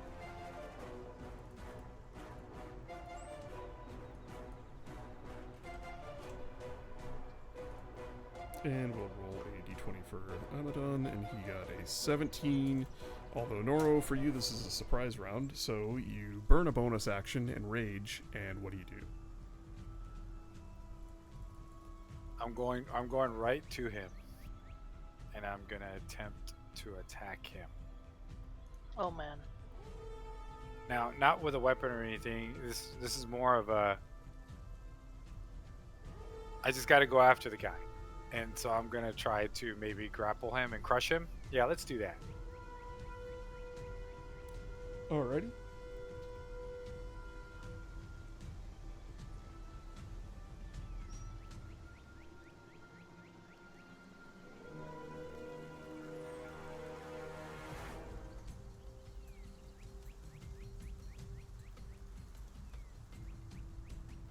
Murder hobo time. Just waiting for your either unarmed attack roll or athletics check to grapple. Oh, that's right, unarmed attack. No, you know what? Athletics check, because Okay. I'm going for a grapple. Yeah. Let me actually put myself raging.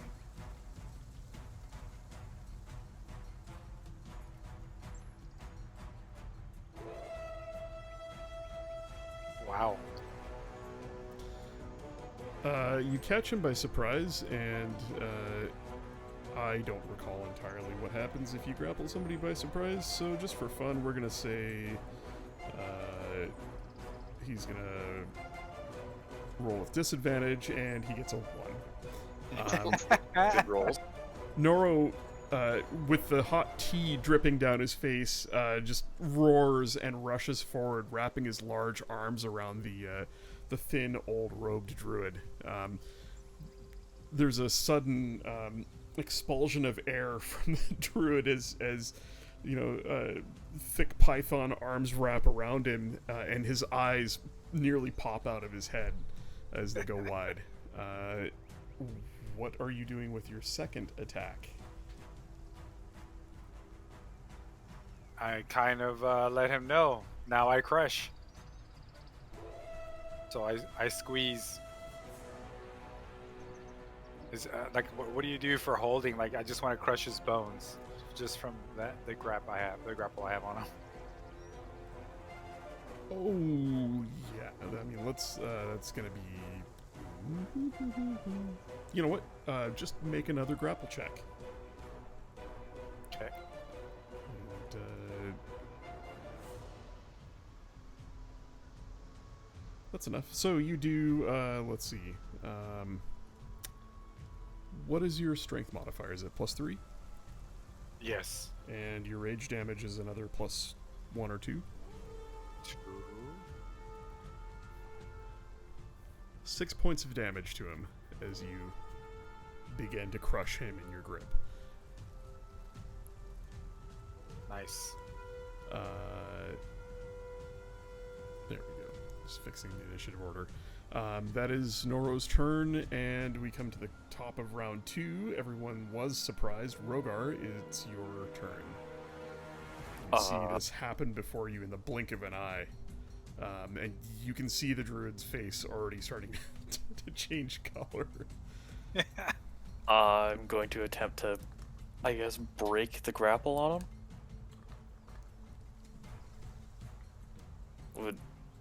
Would I make an athletics check to try and break someone else's grapple? Yeah, it would treat it just like a grapple. Okay. So if you succeed on a grapple check against his grapple check, you basically wrench him loose of the druid.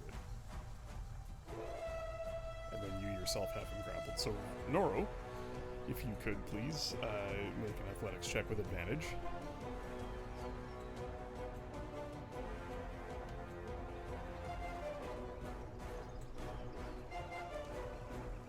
Oh Uh-huh. Jesus! This druid's Yeah. gonna pop. So, Rogar, it's like trying to open a tuna can with your bare hands. It's just not happening.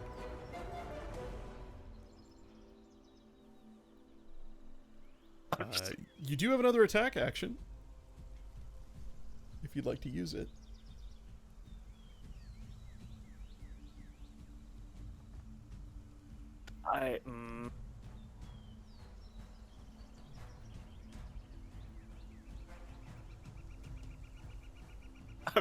I'm looking at maneuvers.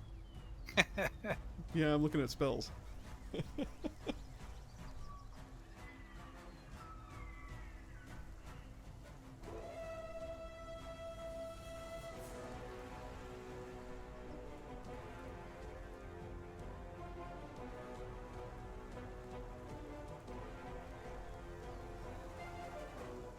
Would an unarmed strike count as a weapon attack? Yeah, I mean, it's an unarmed attack. So, sorry, let me just bring up your character sheet here. I feel like under actions you have unarmed strike that Yes. you can just roll directly. It does 1 point of damage plus your strength bonus. I'm just thinking more for a maneuver. You have a +8 to hit with your unarmed strike, which means you have proficiency with it. I would allow a maneuver. Okay. It kind of which one are you thinking about? It kind of depends. Like some of them call out, weapons or whatnot, but Goading attack. you could do that with your bare hand, sure. It Okay. says weapon attack, but yeah, I mean, if you're going to do something like reach up and punch him in the face to get his attention, yeah, absolutely, you can do that with your bare hands. Yeah, I'm going to hopefully hit.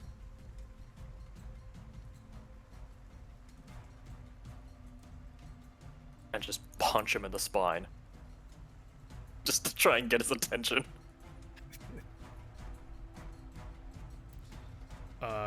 Well, that hit lands. Nora, you take 6 points of bludgeoning damage as Rogar punches you in the spine trying to get your attention. Rogar, are you using the going strike as well? Yes, so I would need to add to the total to the damage roll. So D8.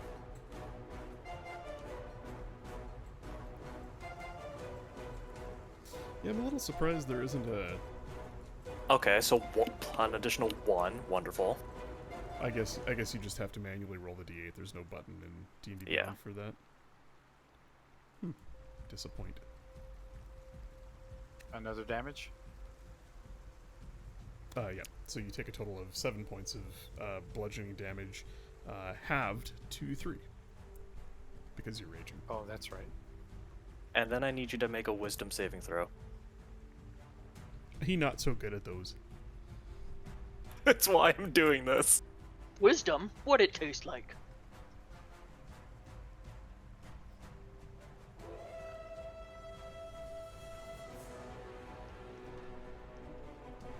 saving throw. Oh my goodness. Oh man. Wonderful. On failure, the target has disadvantage on all attack rolls against targets other than you until the end of your next turn. So he smacks you right square between the shoulder blades. There is a stinging pain, and you turn around and lock eyes on him. The scaly one has angered you. Oh. Amadon's going to he's going to make a con save.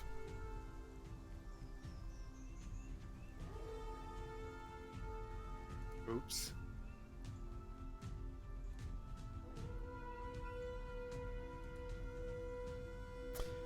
Natural one. Dead. the old druid coughs violently and throws up what little bit of content was in his stomach all over you, Noro. As you continue to squeeze him. That is his turn. Lunalia. Lunalia is going to run over and she's going to cast invisibility on the old man.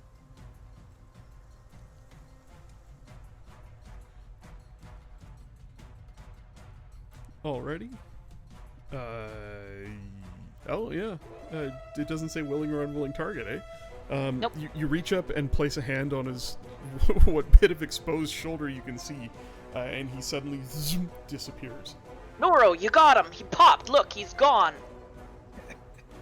Now stop! Make a persuasion check. With advantage for that. Where'd he go? Nor I'll leave it up to you how you interpret that. But the old man that you'd grabbed has just disappeared. As you turn in anger towards the one who punched you, you out of the corner of your eye, you see the tuft of hair below you from the old man you'd grabbed just disappear. You're looking at your own arms again. So I guess, primal roar, and then like I'll say something like more tricks, like that. Oh no. Okay. Is that it for you, Lunalia? Yeah, I mean, she's keeping her hand on Amadon. And she plans to, like, the minute that Noro lets go, pull him out.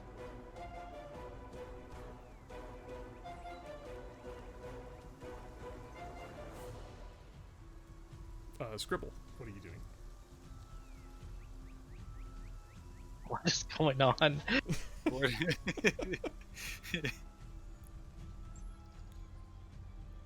I miss Deebs and his, what is happening? I'm gonna cast darkness. Oh, Jesus. Oh my god. Oh boy. Right on everybody. It's not you're in a 30-foot wide space, so. And I'll do it with sorcery points so I can see through it. Beautiful. The entire space around you all suddenly goes pitch black. You still feel things. Noro, you still feel like you're holding on to someone. Lunalia, your hand's still on the old man's shoulder, but all of a sudden, none of you can see. It is perfectly black in here. Oh my goodness. And I'll just call out to Noro. It's okay, let him go. Noro, what's happening? This week on Hijinks, the party fights itself. Alright, I'm just gonna roll the dice here.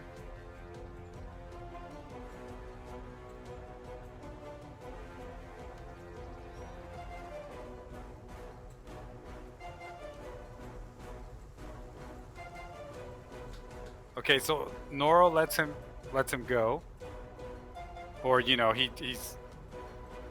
cares more about his sight than he cares about the guy now. So he's like, more tricks,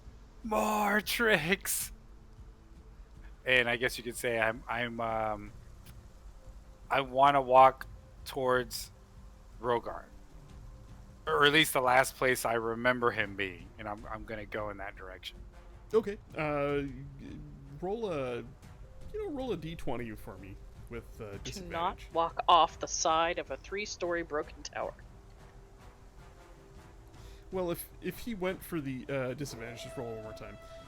Oh, If he went after Abaddon was up against one of the walls. Like, Oh, okay. At a cooking hearth there. 11. Scribble, you see him turn around and stumble roughly in Rogar's direction, but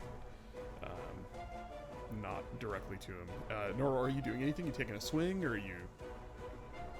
no, I'm more like trying to feel, Ah. like trying to grab, trying to grab Rogar.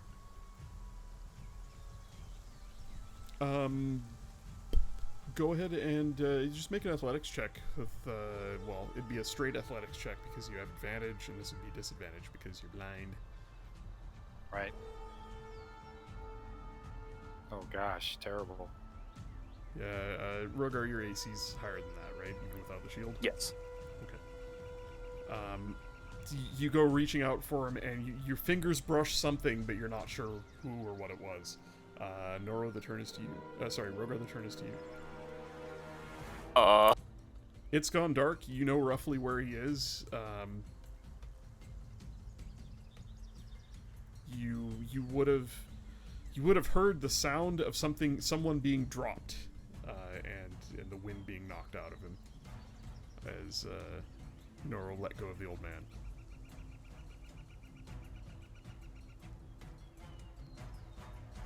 Fuck. Here I I'm go gonna drop to killing one again. knee Okay. and just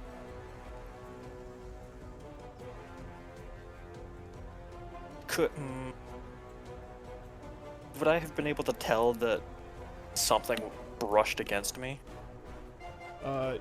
Yeah, you still have a rough idea where he's at. Basically, anything anybody does in this darkness is going to be a disadvantage. Got it. But if you're thinking about like dropping to one knee and tripping him by tumbling into him, it would be like an athletics check with disadvantage. Yeah, I'll try tripping him. Okay. So athletics check at disadvantage. Yeah, you're just like going to one knee and sort of, rolling forward into him. I imagine just like dropping and spinning and using my tail to just try and knock him over. Okay, yeah, just make a unarmed attack against him with disadvantage then.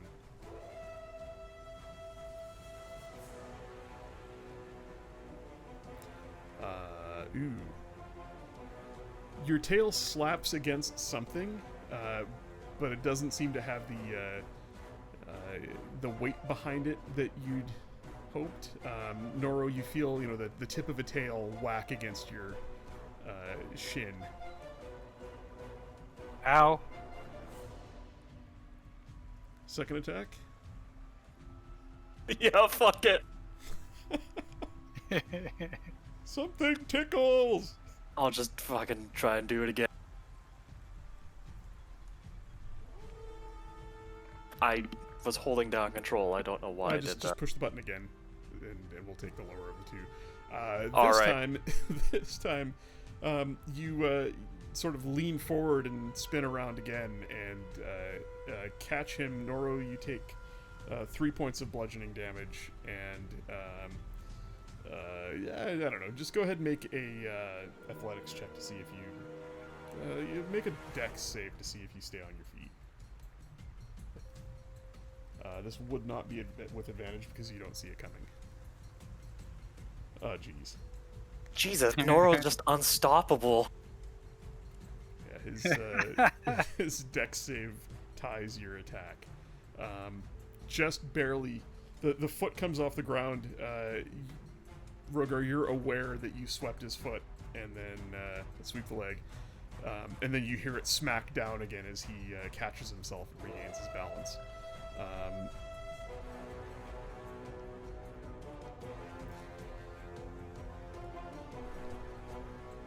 Lunalia, the druid is on the ground, heaving and trying to regain his composure, catch his breath.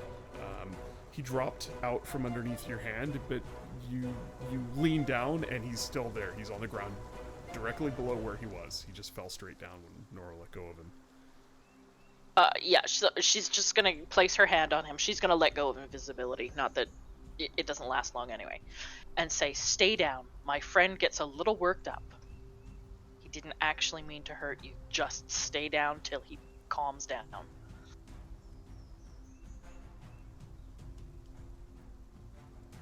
And she's gonna sort of get in a somewhat defensive position over him.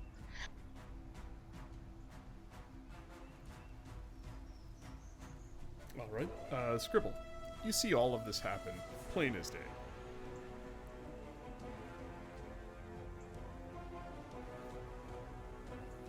Can I try to blow some lavender scent in Noro's face? Oh, using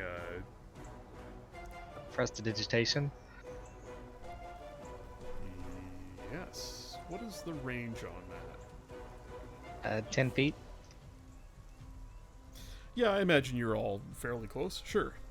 And if not, you could move to within 10 feet and do that. Noro, you smell lavender. Suddenly. Strongly.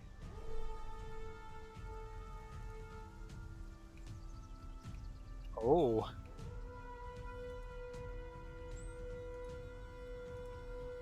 I'm for sure deraging at this point. Are you gonna roll on the table?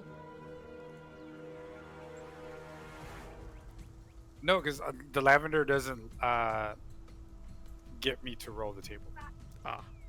It's whenever there's no more combat, and then I derage from no combat. Gotcha. Yeah, but since I have lavender, it doesn't hit. Oh, lavender's like an immediate snap out of it. Yes. Yeah. I like how there's rules to your madness. Mm-hmm. Yes. Yeah, organized chaos. You catch a whiff of lavender and suddenly stop. Your breath catches in your throat.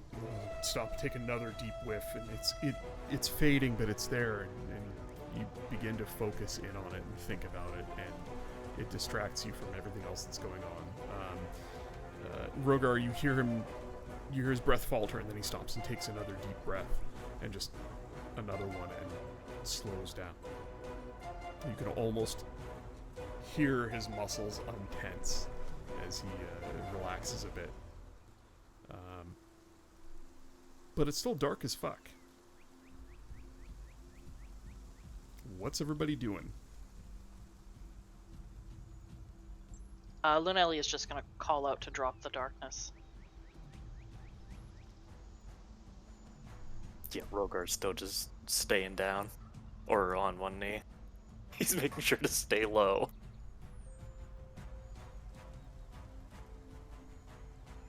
Okay, as long as it looks like everyone's done with their aggressiveness, I'll go ahead and drop it. Yep. Like, as I derage, I'm kind of like grabbing my shins, like trying to figure out what's going on. What hit me? What happened?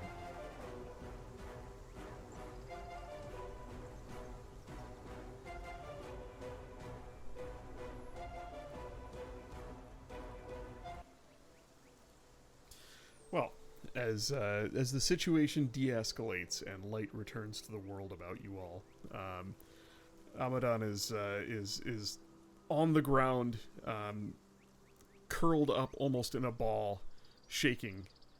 He looks up, bleary-eyed. The remnants of vomit trailing down his beard. Oh my, that was quite exhilarating. I haven't been in a tussle like that in many years. Good show, big man. Please. He looks up at Lanaya. Take me away from him. So she's gonna sort of help him to his feet and sort of just put him behind her. You know, she's putting herself between Noro and him. I apologize for my friend. He sometimes doesn't know when to stop. Well, well, youth, the vigor of youth. I have seen folk get worked up worse than him over far less.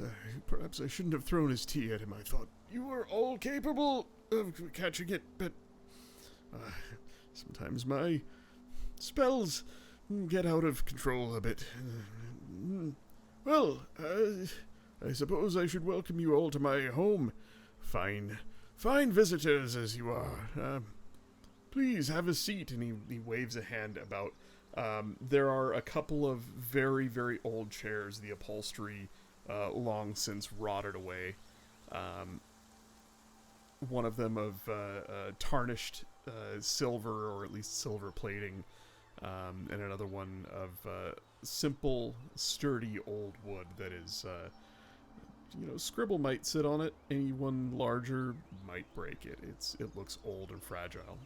Please, make yourselves at home. I can put on another pot of tea this time. I promise I'll let you come get it yourselves. He looks at Scribble and points a shaking, bony-fingered hand. I see you caught yours, with a little help. Points at Lunalia. You! That was impressive. He turns to Noro, sort of peeking over Lunalia's shoulder. Apologize, my friend. I, sometimes get excited with the serving of tea. I don't get guests often, you see, for I am alone here, save for, her. And he looks off in the distance across the ruins. Who's her? Oh, my neighbor across the way. She's, oft foul-tempered and usually in some sort of mood. I'm sure you'll meet her before long. She likes to visit unexpectedly. It's quite annoying. I have so much to do here looking after these woods. So, tell me, my friends, and he claps his hands together, seemingly having forgotten everything that just happened in the last few minutes, jolly-natured again. What can Amadon the Druid do for this fine group who's sought to come visit me? How did you find the journey here, and what pray tell can an old man do for you all? The journey here was more difficult than expected. It's quite a maze out there.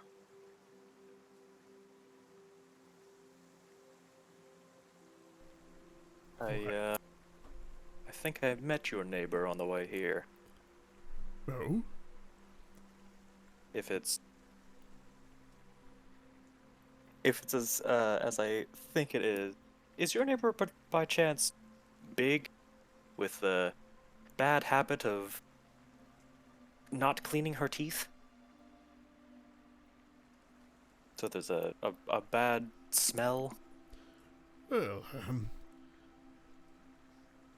I wouldn't say that to her face. She's tall. As I said before, ill-tempered at times, foul-natured. But, I suppose at times, yes. Did you, by chance, take a walk in the darkest parts of the wood? Or, go for a stroll at night in the grassy fields beyond? Not a stroll at night, but I went through the darkest parts of the woods. I did see her at night in the grassy fields. Hunting, it seems. Well, I'm certainly glad you are here and not in the bone pile across the way. It smells. Sometimes, and the wind blows just right, I can smell it from here. Rather uncouth. So, what is it you need?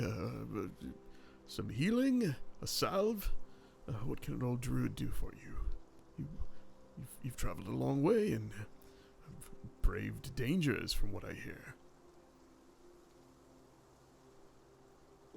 We were hoping to ask you to come with us. We require your services in the town south of here. I'm not familiar with such town. What services would you want me to render? There's a lovely young woman there who's having a bit of a difficult time with a curse of sorts. And she's asked us to find you in hopes that you can help. Well, perhaps, although I've not left this wood in as long as I can remember. I'm not sure I can. He leans in a little bit closer and blinks as he inspects your face. You certainly are a strange one. I feel as if I've seen your face before. Yes, we met not long ago. Yes, of course, I know that.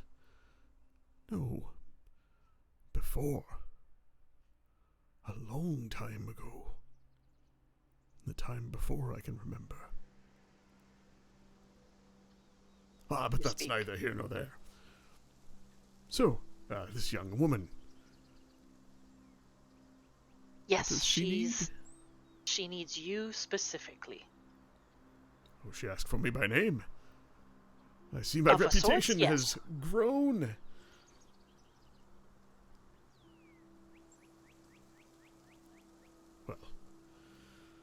Well, I suppose we should get to the meat of the matter. I will need you to ask my neighbor across the way if I can go. And why is that? Well, she doesn't like to be left without good company, and I am, he bows deeply with a flourish, the very best of company. Oh, could we perhaps leave Xanthus here to entertain her? Oh, I fear she finds him rather droll.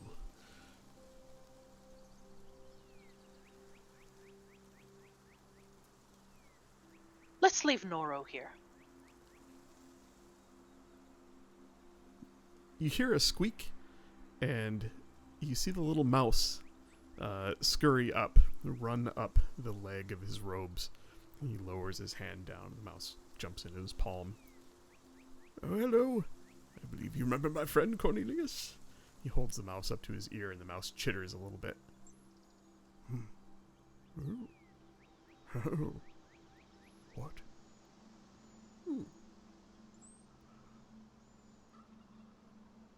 No. You don't say. Oh, I see. What is he saying? Oh, a great many things. He's telling me about what he had for breakfast and where he's been this afternoon and... Oh, she's coming. For a visit. Well, make yourselves proper. We're about to have a guest. Another guest. And you see him sort of visibly shrink a little bit as he... his shoulders sag and he slouches a bit. The lines in his face seem to deepen a bit. And he tucks the little mouse close in his palms as he folds his hands around the mouse and sort of hides him beneath his robes. And then he thinks about it for a second and he hands the mouse to you. Would you keep him safe, please? Of course.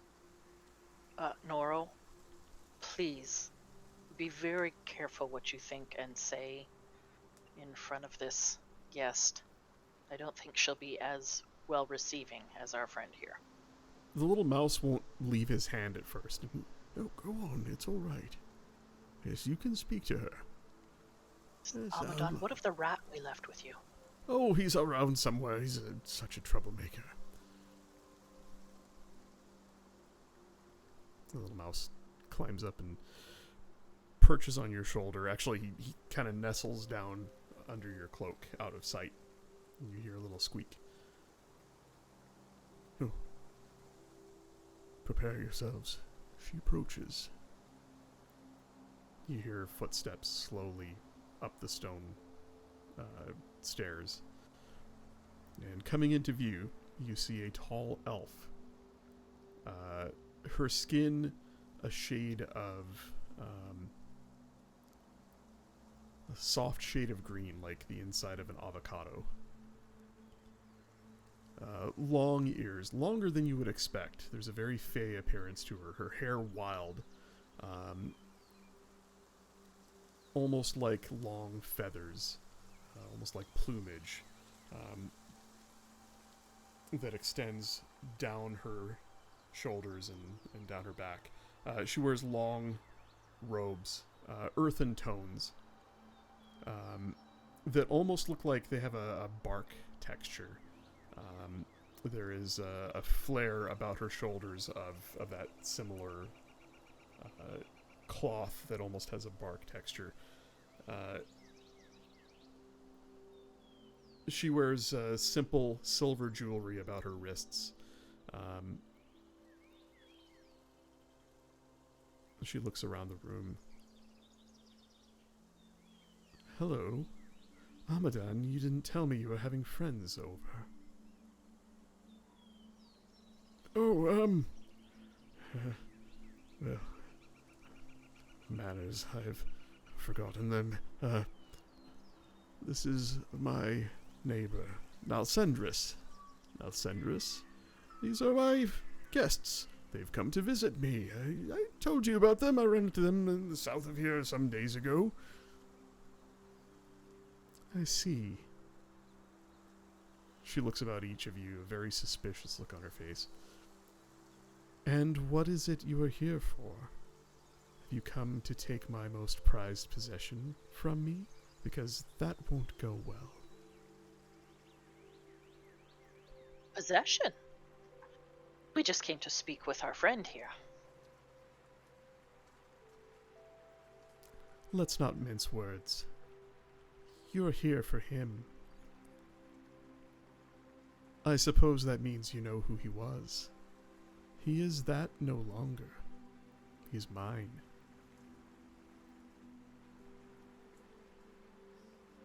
And who is it that you are? Well, I am the one who is what he claims. I am the true guardian of this place. I watch over this wood. I cull the weak. And I defend this place from any who would encroach on it.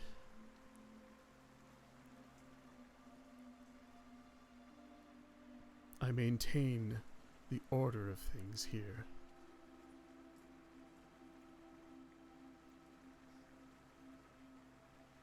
And I collect things. Things that amuse me. People who amuse me.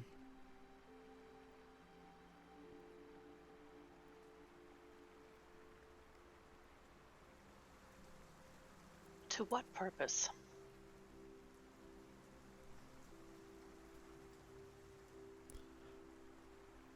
None other than it suits my fancy.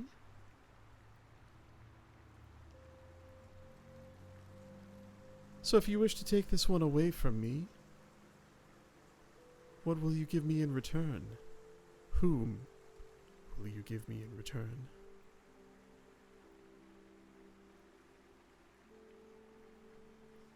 Tempt me, or be on your way.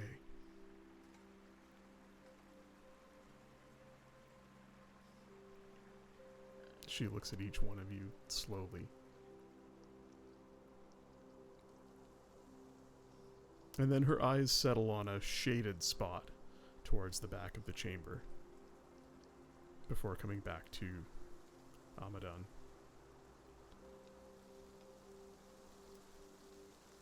I'm afraid no one else will be staying to take his place. There is great need of him. If he wishes to return after, he is of course free to do so.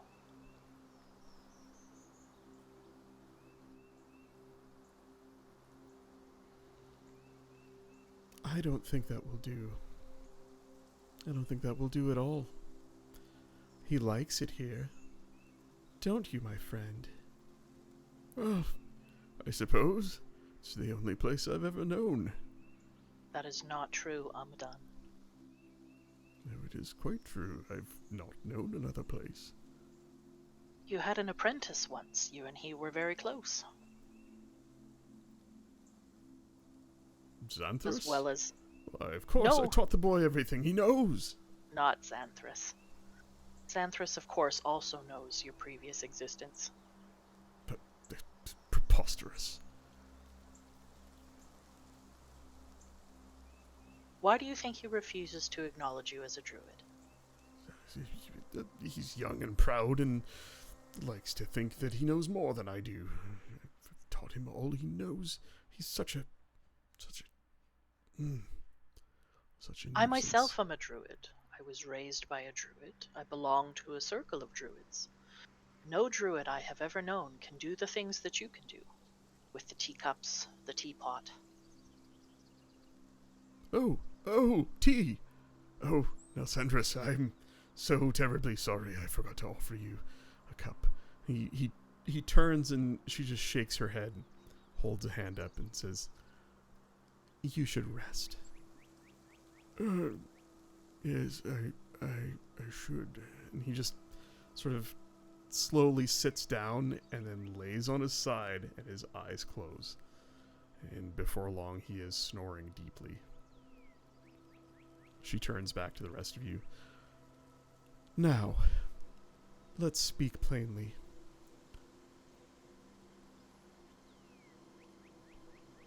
What do you wish to offer me, such that I let you leave here with him?" What is it that you want?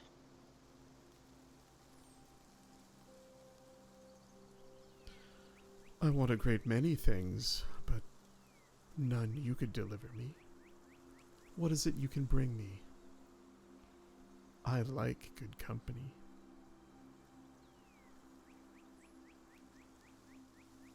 Well, There may be one that we can interest you in, but I don't think he would be very interested in joining you here on his own volition. And I fear we won't exactly be able to remove him from where he currently resides. "Well, you see, my boy, that is your problem, not mine. If you can bring him here, I can convince him to stay. I am very persuasive." And as she says that, the word persuasive echoes in your mind for a good 5 seconds. You find yourself zoning out as the word bounces around in your head and shake it off after a bit. But it was very unsettling.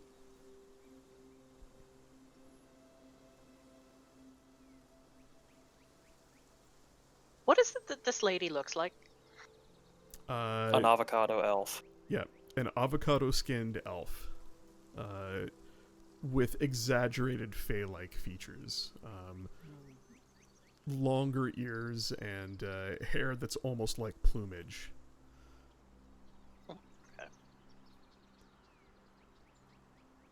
So, did you change his mind?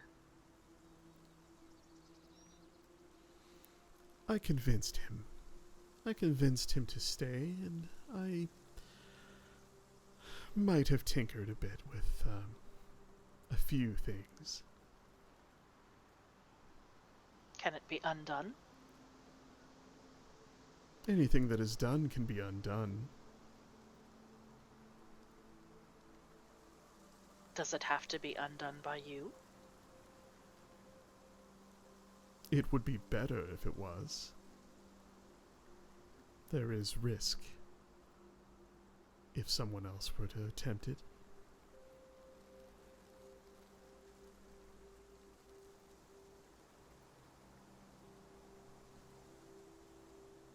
So if we can convince another to come and stay with you, you'll Oh. let Paramon go.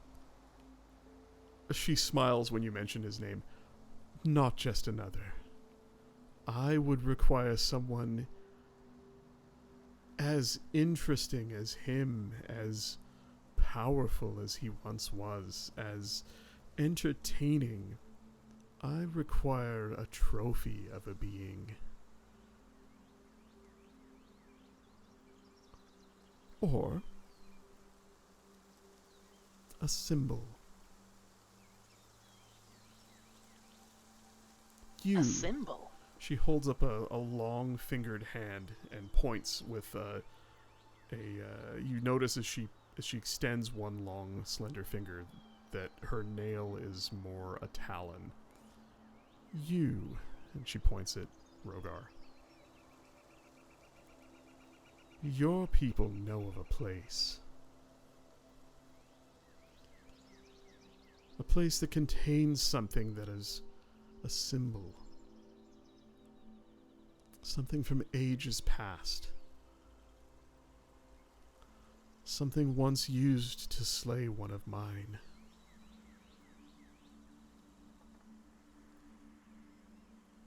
Bring it to me, and I'll consider loaning the old man to you for a time. But I want him back.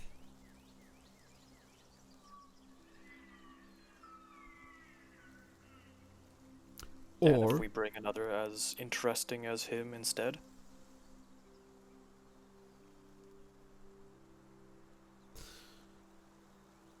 we'll see. There will be an interview of sorts. If I like him, I'll keep him.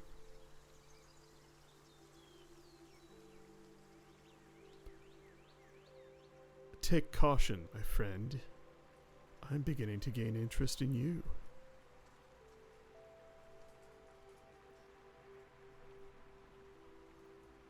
Well, unfortunately, I'm not the type to settle down for very long. Bad experiences and all that.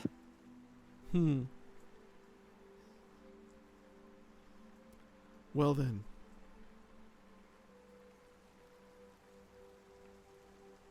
A guest for a guest? Or the Dragon Slayer sword? Of course, you could fetch it and draw it against me if you'd like. But I warn you, that will not go well for you.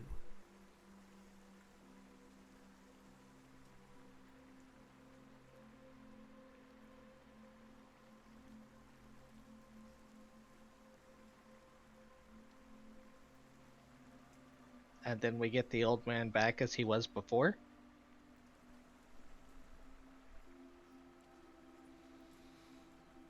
I suppose. For a time. But you will have to bring him back to me. At the end of that time. Perhaps against his will. Or I will come for you and him, and you will not survive it.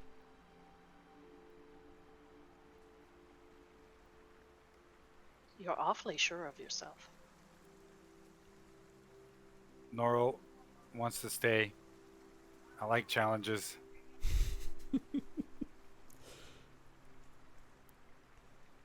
Does Noro say that out loud?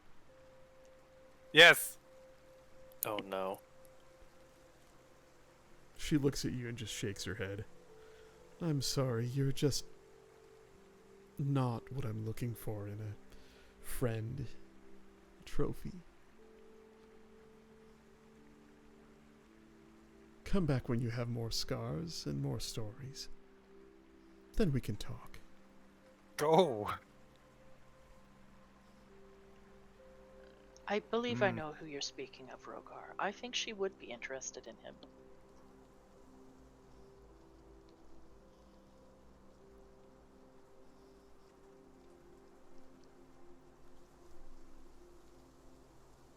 Just someone that we're supposed to know of, or just you guys with your backstories?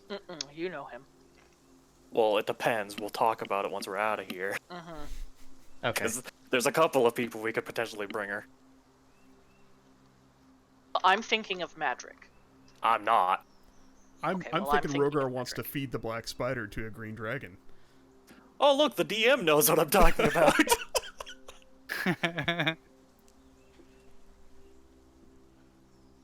And I'm I just think that's a really Madrick would be curious thing. easier. Madrick would be easier to convince For sure. than the spider. He might be a little too droll, though. He might be a little too simple. Then again, he's been around a long time and has seen some stuff. So, you know. He's got a lot of scars. Yeah, he does. How He could interesting try is it- killing her over and over again. Yeah, how interesting is it that someone can come back from the dead? Rogar, Well, yeah. just Yes. just out of curiosity, did she infer enough for you to know what I'm talking about? Based on our out of Yes, I game know. conversations. I know the location. It's the place your people have agreed upon for their meeting, and it's a place of, you know, it's a revered, it's a hallowed ground that contains something. Well, she said it plainly. There's a Dragon Slayer sword buried there. She stands there confidently, looking back and forth between you.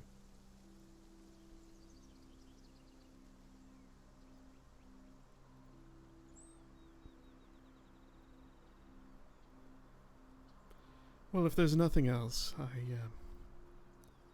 I'm famished, and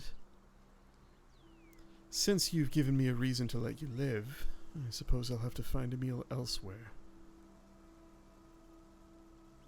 You best be off. You can come visit him again. I promise the journey here won't be as roundabouts next time. That was just a little fun I like to have with my food.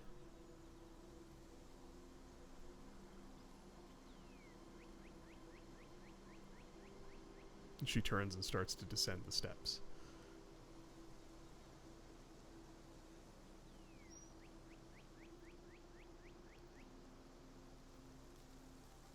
The old wizard druid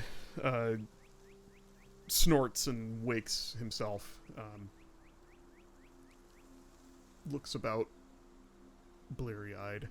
Oh, I'm sorry. I need a sudden nap now and then. The rigors of age. Tea? Oh, she's gone. Yes. No, I don't think tea would be good right now. Oh, I don't have much other than tea.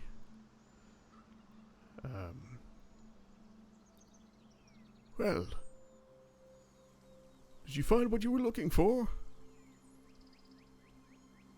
No, unfortunately.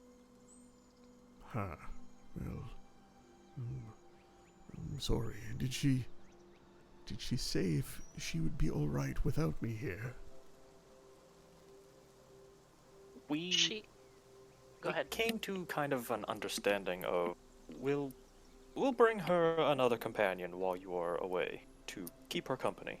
Oh. Interesting. Well, do let me know how that goes then. I'm surprised you're all still here, actually. I don't get many visitors, and even less of them leave. But there's not much I can do about that. Well, is there anything else I can help you with before you leave? I have a question. Yes, my friend. What can I do for you? You said I had help catching the teacup.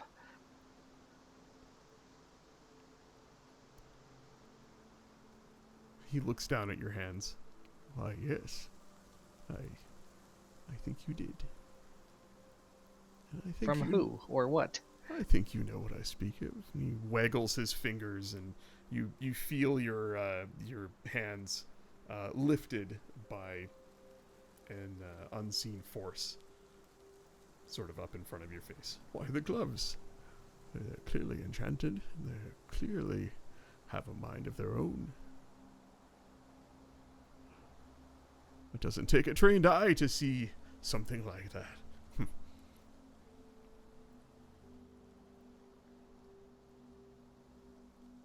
Of course.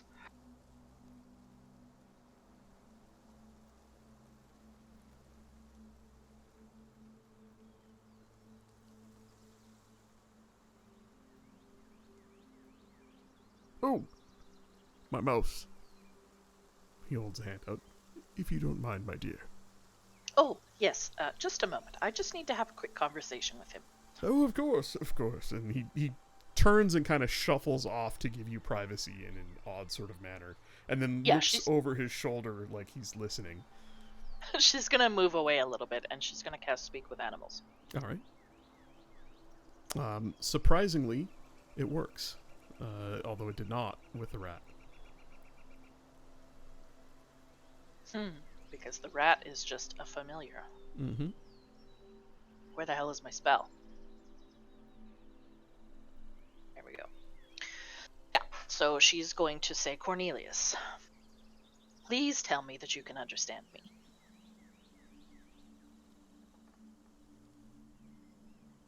Hello?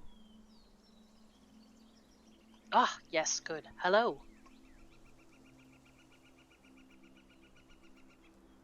You know who Paramon is, yes?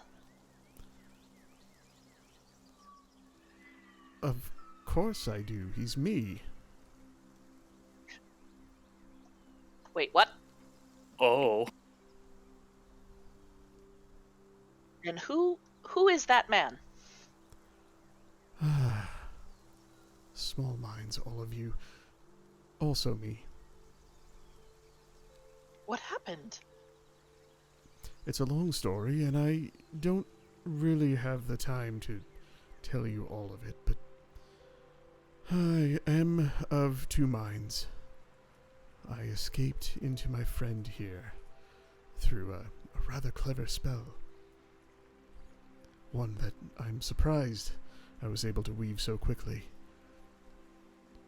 You do understand what she is, yes? I have a couple of ideas.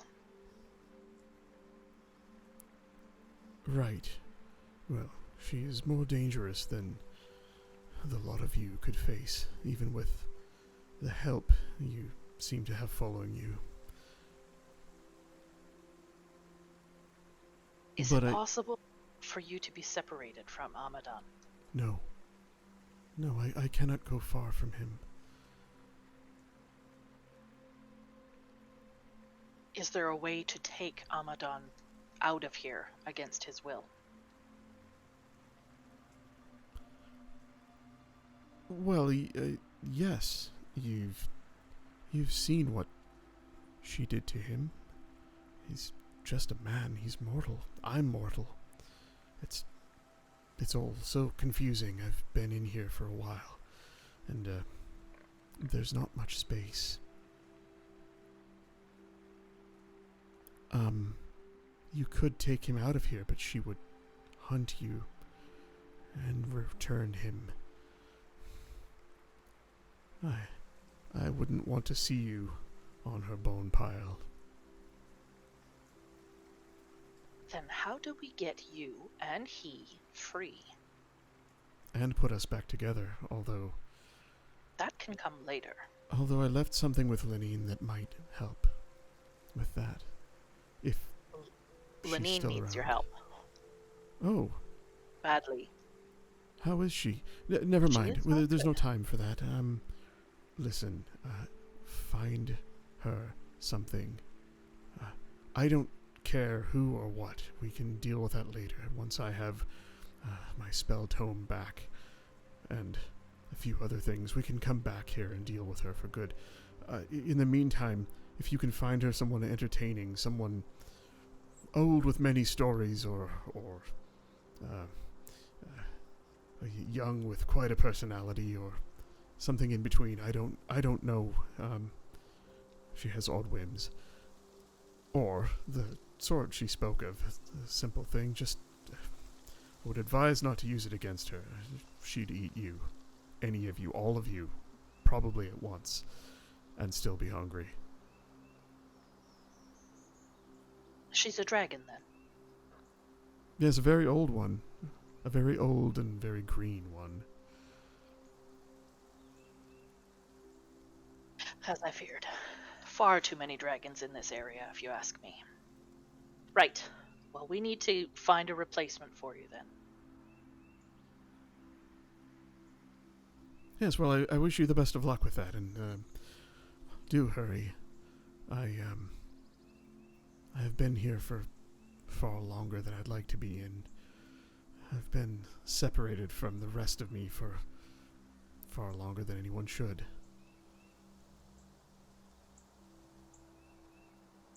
Right. Well, we'll do the best that we can.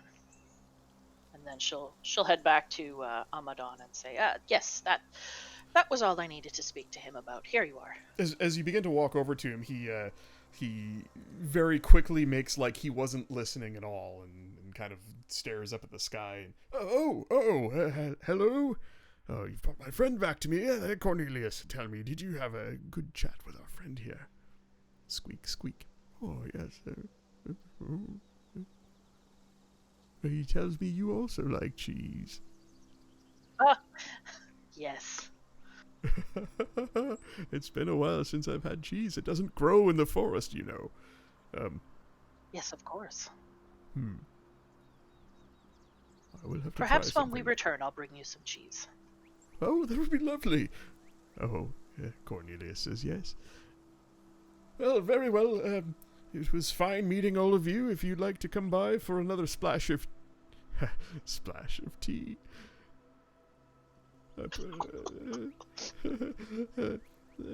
Please feel free to visit any time. An old man could use the company.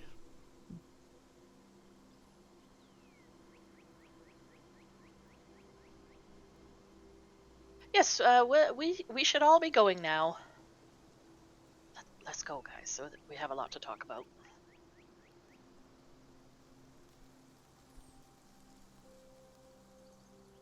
Yeah, Roper's leaving. All right.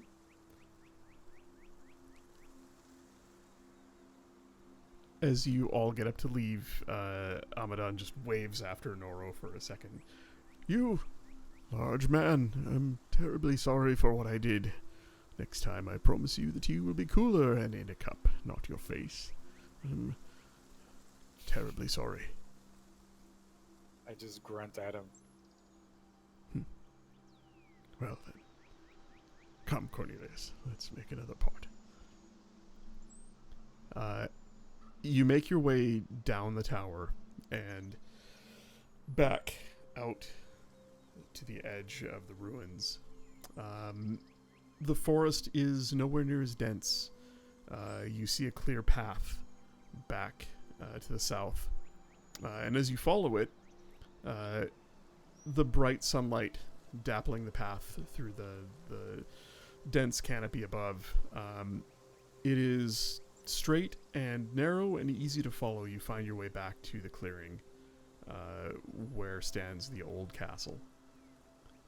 Xanthras is at the edge of the clearing, standing on all fours, leaning on his spear, eyes closed. And as you approach, he wakes and looks your way. Did you find what you wanted? Unfortunately. I see he's not with you. No.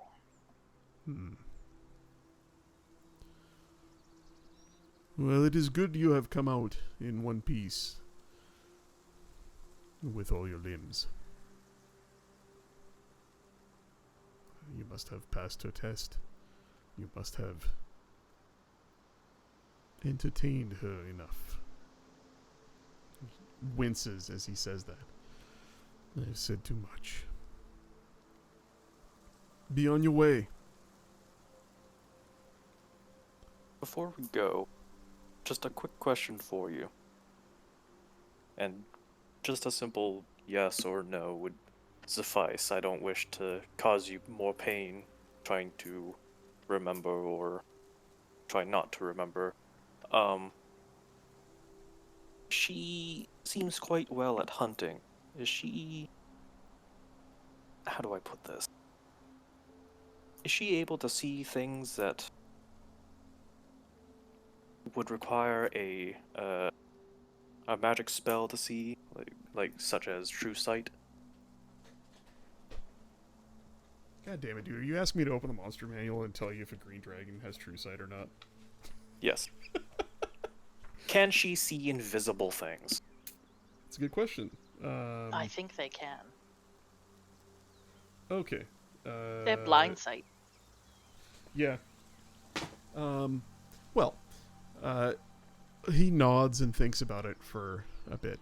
He says, I would not know. What I know is a creature so skilled at hunting does not need magic to detect what cannot be seen.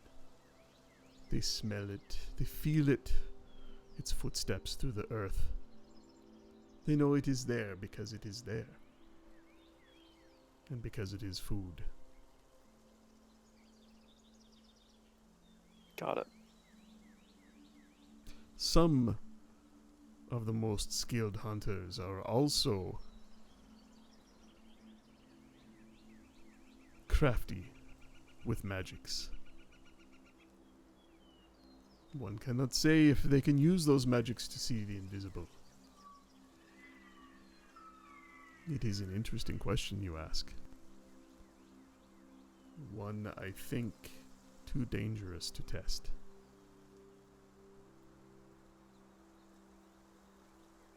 But if you decide to, I wish you luck, and I wish you would tell me what you find, should you survive.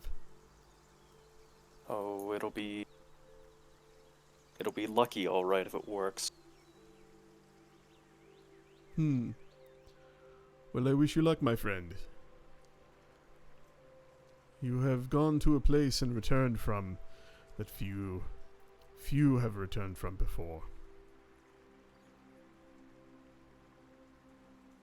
That is something.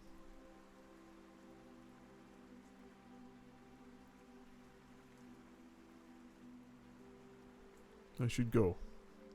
It is getting late. And you see, as he says that, you notice the sky is beginning to shade towards the pinkish hue.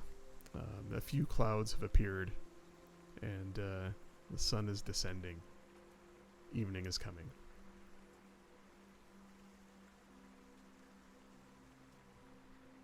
Your time in the forest seems to have taken longer than you thought it would. So, as night approaches, well before you could make it back to Phandalin, what is the party going to do? Probably head back to that rock, yeah? Yeah, if we can get back to where we camped last night, I think that'd be okay. Agreed. The Red Brand's castle is literally right here as well. So, you've got options. You could also strike out, east or west. You're in effectively the center of the wood. You could go any direction. You could find a quiet spot in the woods. Or back out in the open beneath the rock. It's totally up to you guys.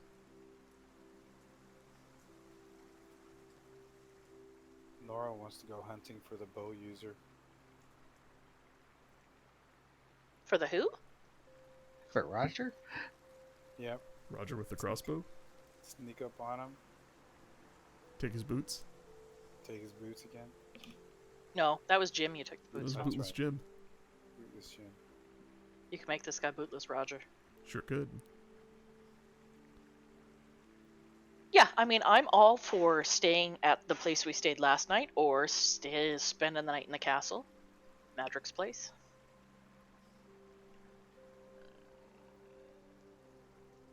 Especially if we now know that there's a green dragon and a white dragon hunting. As soon as we're out of the forest, Lunalia will fill everyone in on the conversation she had with the mouse. That mouse is Paramon. And she is a very old dragon. I saw that in the forest. She was hunting, or rather, interested in me. She seems to know about you or know your people. She knows of a holy site to my people. Makes sense, most dragons would, as it holds something that can kill them. Is that what she meant by don't use it against her? Yes.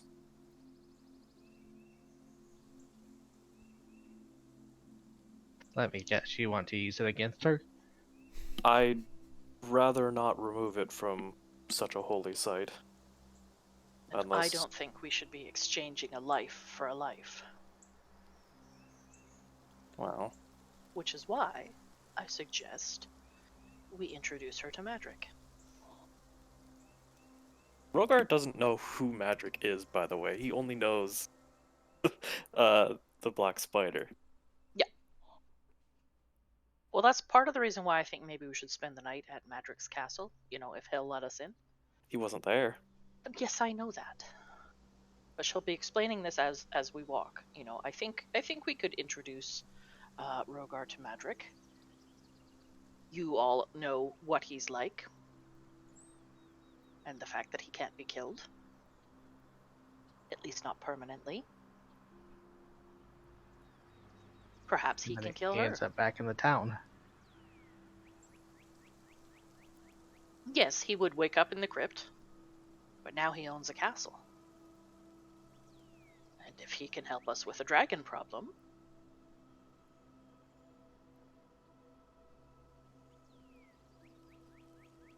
I think they would get along well. I'm just thinking, if we were to try and attempt to convince the Black Spider of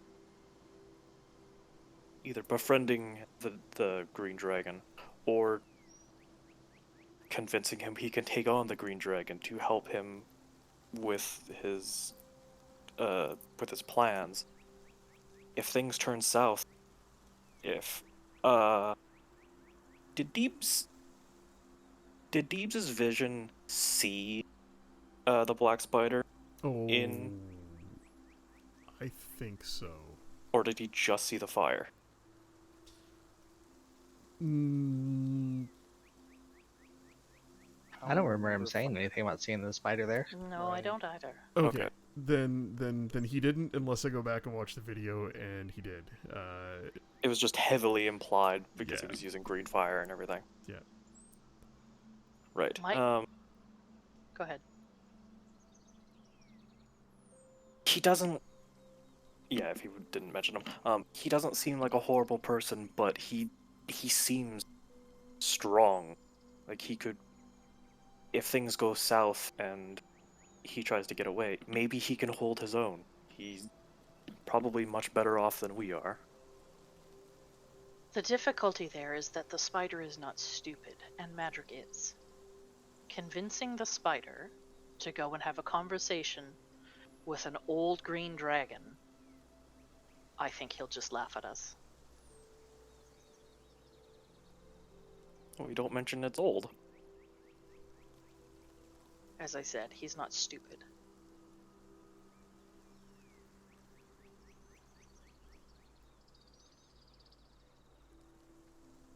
I don't think Madrick would have much of an interest in staying with the dragon. So we don't tell him he has to stay. Say we find an interesting challenge. There seems to be some ancient old hottie who lives in the woods back there. She's looking for people with stories, experience, something to challenge her and interest her. If he says no, we conk him on the head and we bring him over. yeah, you just can't conk him too hard, or he'll wake up somewhere else. No, you just conk him hard enough that he's out cold. Noro. I don't know what happened. His head fell off. He's lost his head once and he was fine. Was the avocado elf attractive? I got the sense that she was. Most elves are quite attractive. Okay. So we mentioned that there's an attractive elf in the woods who's old, who's interested in people with interesting stories, and he can potentially get treasure out of it.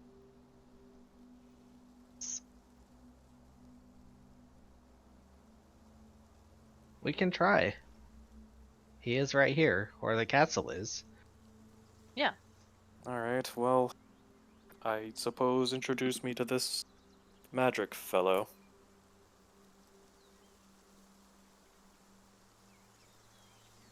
I'll warn you, he's brasher than Deebs. Just as Oh. loud. He's like atheist Deebs. Oh, With more wonderful. of an attitude. Just a warning of who you're going to be meeting. And So- a lot more swagger. So Deebs, but worse. Got it. If Deebs was an asshole, then that would be Madrick.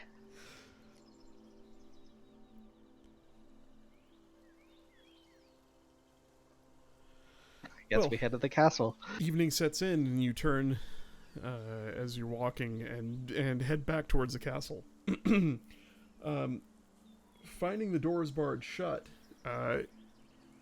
you do hear a voice from atop the ramparts. Oi! Well, who's down there? Do we recognize the voice? You? You would. It's Harold, the curly-haired, chin-bearded braggart of their group.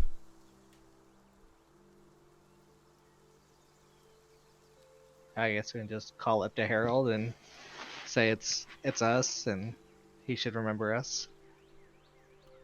You see a tuft of thick curly hair pop up over the edge of the wall. What the fuck are you doing here? Oh, you know, we've stopped by for a visit and it's late. Fuck off. Madrick's not here. Thaddeus ain't here. Oh, Roger's out in the woods, being creepy Yes, and weird. yes, we met him. Oh. Did you kill him? No, Fucking shame.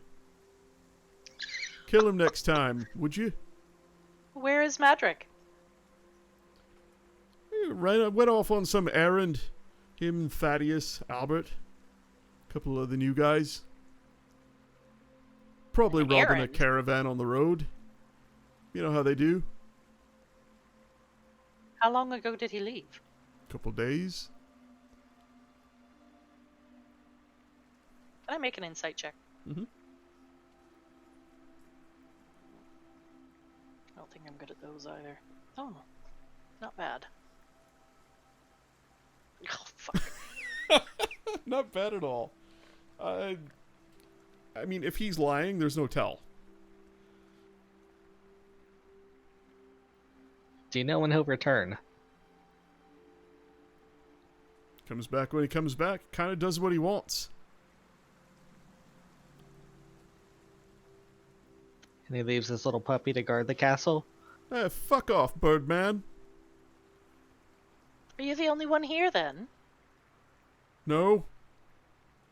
Can I insight check? Sure.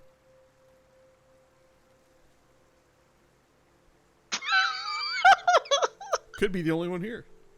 Could not be. Hard to tell. Don't make me turn into a spider and crawl up there and find out. You know I'll do it. This guy's worthless. Make an intimidation check with advantage. Okay. Oh, Jesus. Look, if I let you in, give you some stew. Will you kindly fuck off afterwards? Yes. Come on in then. I'll be down.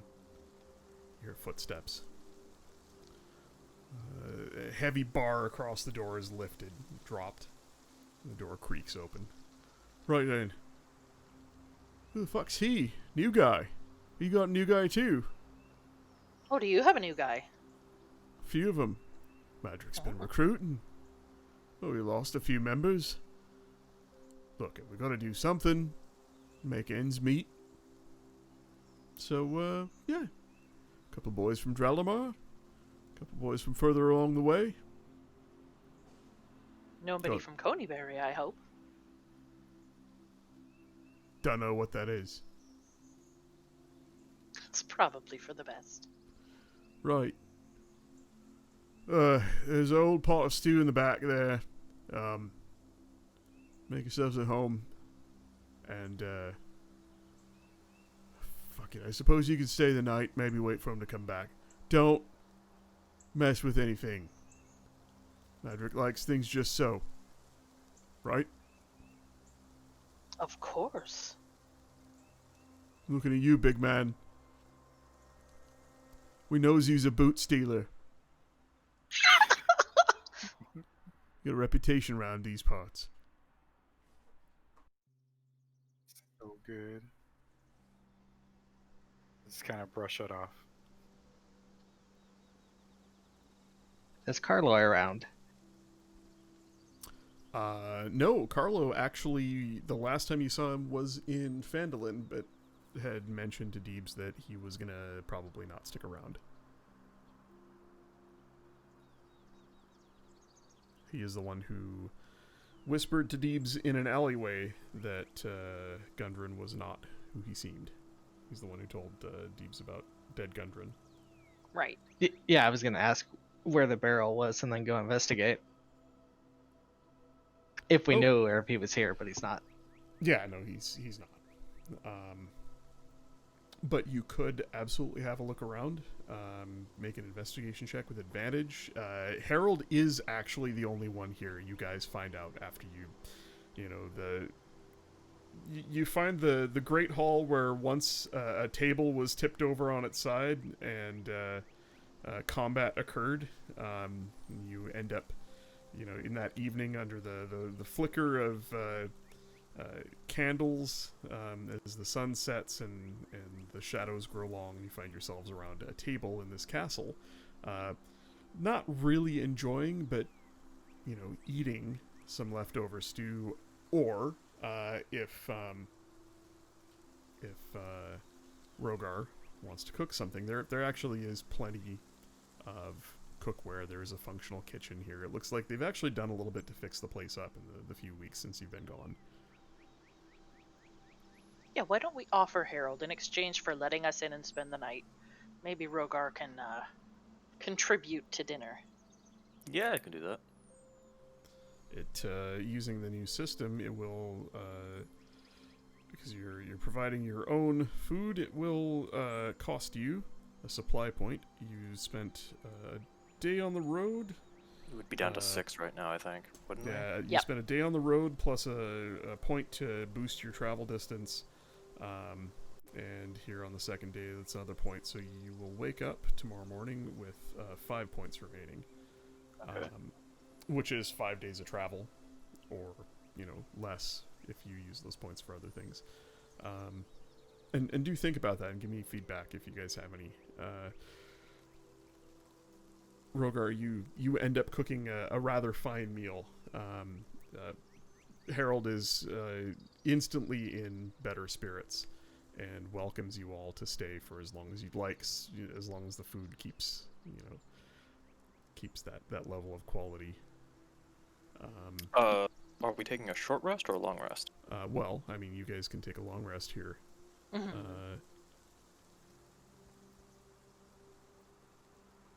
Harold seems to be the only one here. Scribble, you have a wander around. Did you want to make that investigation check? Sure.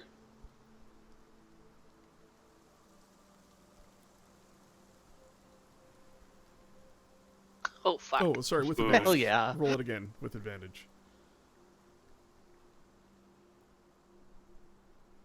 Way Oof. better. My God.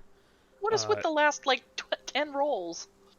So, given that you have the leisure of time, you're not being rushed. You have all the time in the world to sneak about this place. I will ask you to make a stealth check, though, if you want to sort of stay out of sight and not be noticed by Harold. I was kind of scared to do it, but yeah. I mean, I can help by distracting Harold.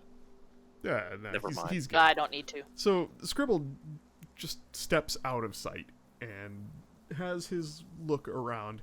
Don't worry about the low rolls for investigation. That basically just tells me it took you a long time. You spend the rest of the evening. What you find is you find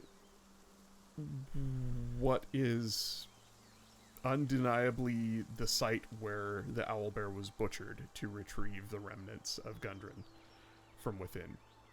All right. There is a carcass that has been picked clean, and it looks like it's the entire backyard where the owlbear was kept. It has just been left, like Madrick and his goons had. They had nothing to do with it. Fuck the backyard. Who cares? Let the vultures pick at it. And they've just left the owlbear's carcass there. It is torn in half by some unnatural force. You find a barrel smashed. What's left of it in the back, like somebody had rolled it out the stairs and off the edge of the landing there onto the ground. There are signs of there's dried blood in it. Story checks out. Looks pretty much like he was stuffed in a barrel, and that barrel was found and thrown out here, and he was chucked to the owlbear to be eaten. You find the tower cell where he was being held. There are blood spatters on the walls. Dried blood and other fluids on the ground. Old rusted chains and manacles. Some strange looking implements, pointy things and hooked things and sharp things and not so sharp things, that look to have been somewhat recently used.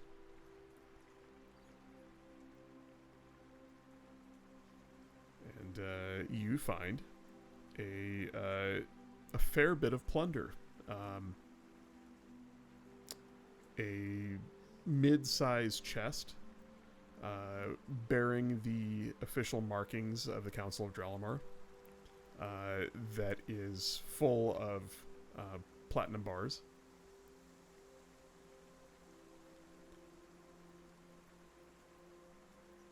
But it is up to you if you want to leave it or take it.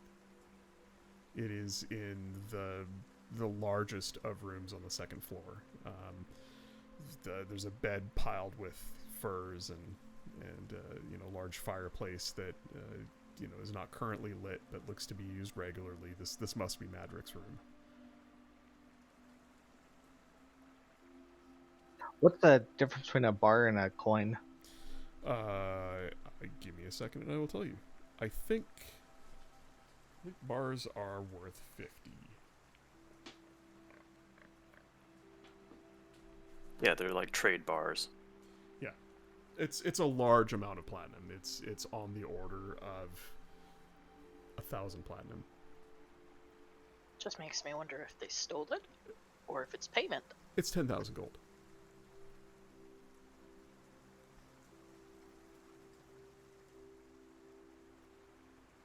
For the bar or the entire chest worth The of entire stuff? chest.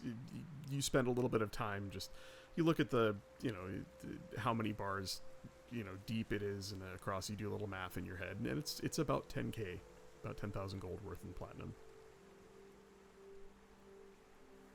It's hidden away quite well, but you manage to find it after some time. No, I'm just gonna leave it.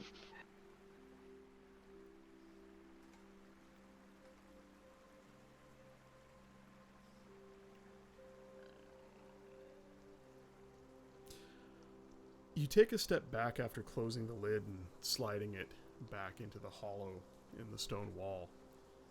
affixing the false cover over it. And a voice comes from the shadows in the corner. Strange that you do not take it. Why?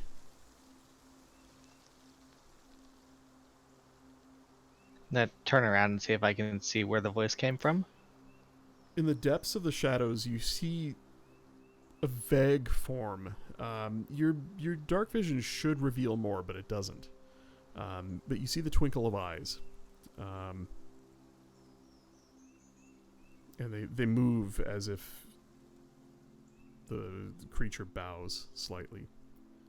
I did not mean to alarm you.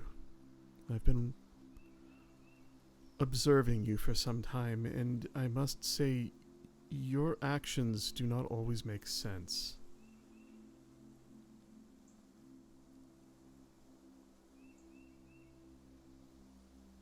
What will a chest full of platinum bars do for me? Nothing where I am from, but if I understand correctly, in this place, many things. It will draw a lot of attention. Make many enemies. Now that does make sense. You seem to be one to stick to the shadows. Like yourself, apparently.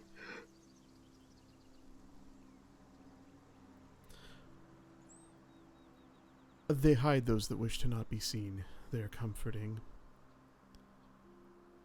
In this place, there are not enough of them. Where I'm from, too many. And there is a deeper darkness in them that is to be feared. Where's that? It is a place you have seen at least once. My brethren saw you and sent me to find you.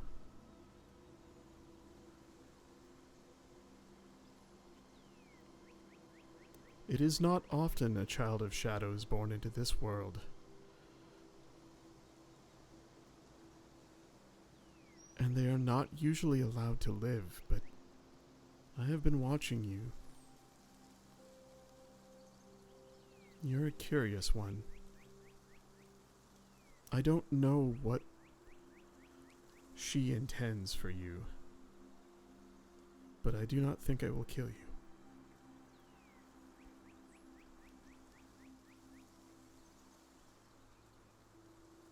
Good. Can you show yourself? The figure steps forward.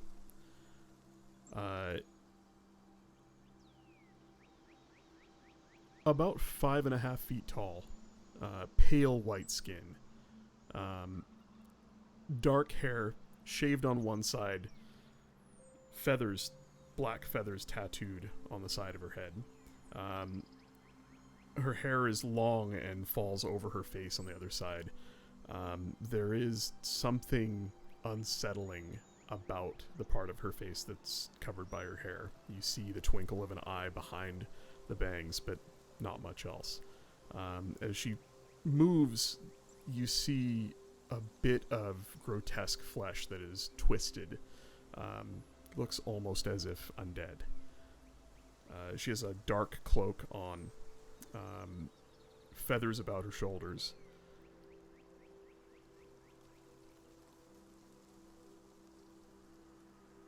As I said, I was sent to observe you and to dispatch you.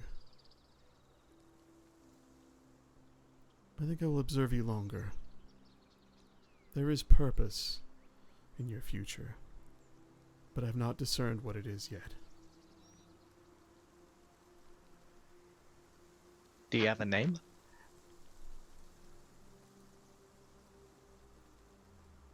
Talisa.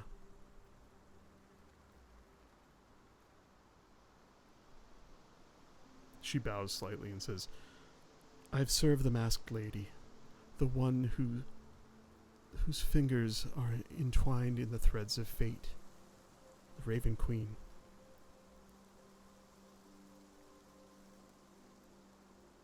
As I think do you. But you're not aware of that yet. I see her cloak of shadow about you. I think we have more in common than you know. And as she steps from the shadows, you see a similar plume of shadows follow her. And then sort of dissipate.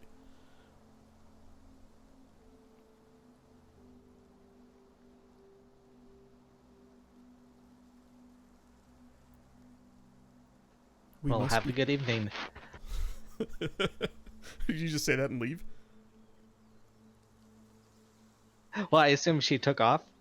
No, she steps further out of the shadows, and some of the Oh, shadow, okay. I thought some of the you shadow meant that she tears like off disappeared. and no, some of the shadow tears off and follows her for a while, like a plume, and then sort of fades away. She says, "We must be careful. There are some among our ranks, zealots, who would hunt you.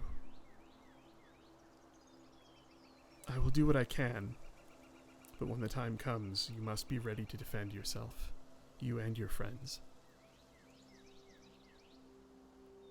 Are we strong enough? I don't know. But I will do what I can.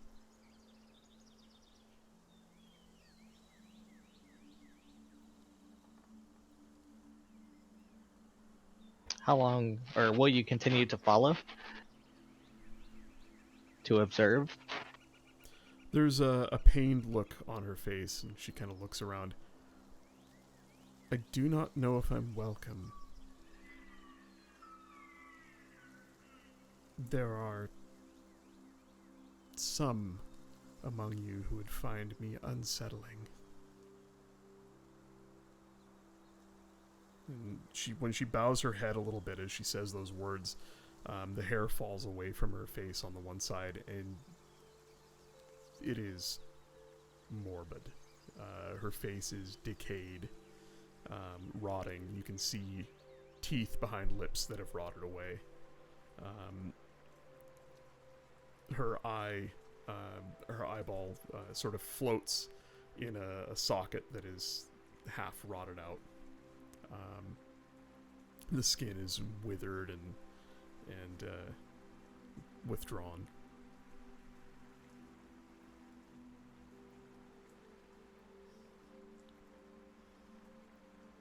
Is Scribble getting any like, I don't know, just emotions or anything like or like feeling of comfort or anything like that? There is, yes, you feel that same sort of draw that you felt before in Places of Darkness, on Umbridge Hill at the Dwarven Cairn, and about any other sort of sources of dark power.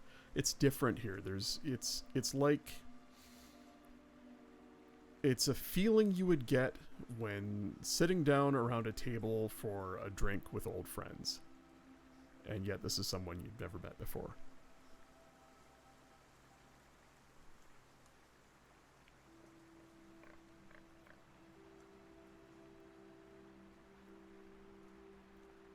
Were you given a time frame on how long you follow and dispatch me? No. But I can't imagine they're far behind me.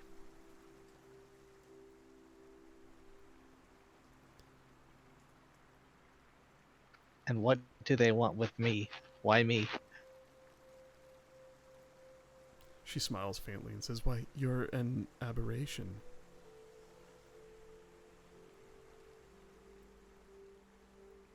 Something changed a while ago.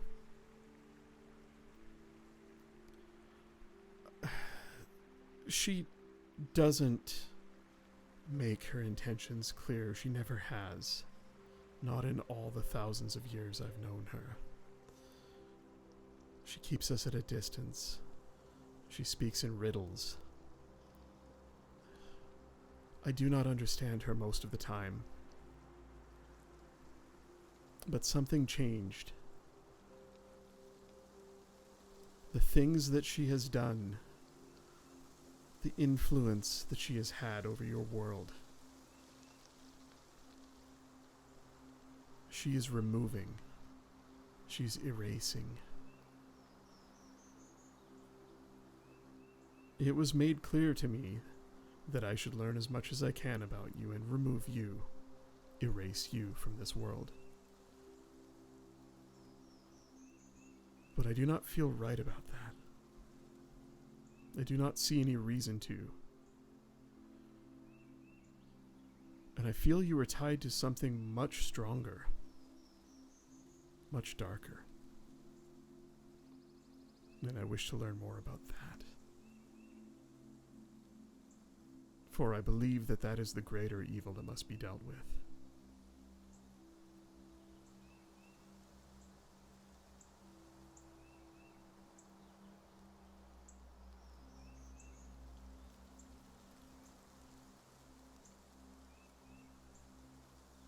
Is there anything I can do to learn more?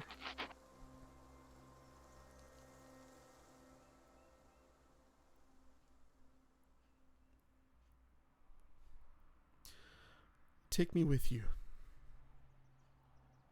In the shadows if your friends would not have me, or openly if they would. Perhaps we can learn together. There is someone else's shadow intertwined with yours. I wish to follow it back to its source. It is dark.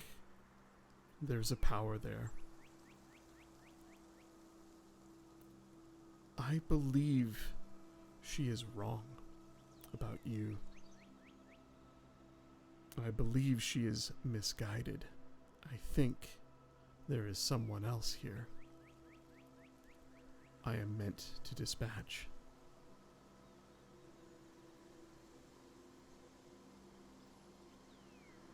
I would like to see you prove her wrong.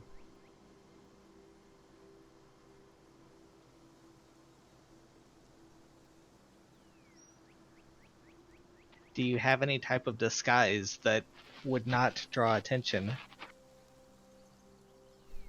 She reaches back and pulls a dark hood up.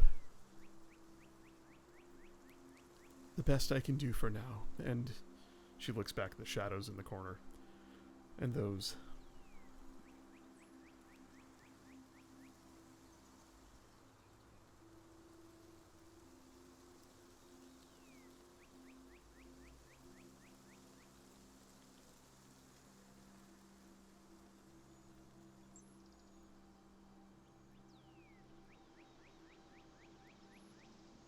You should go to your friends.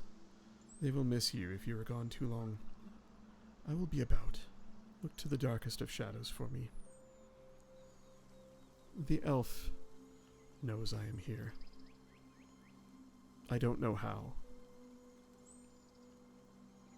But she knows.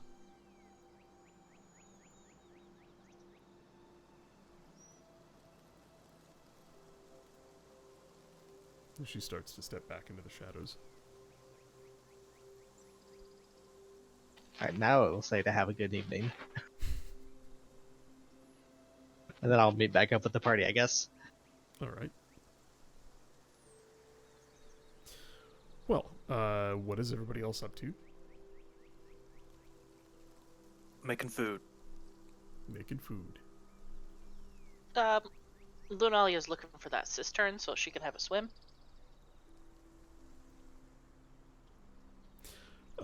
Yeah, I don't remember the map entirely off the top of my head, but any proper dwelling has a rainwater cistern.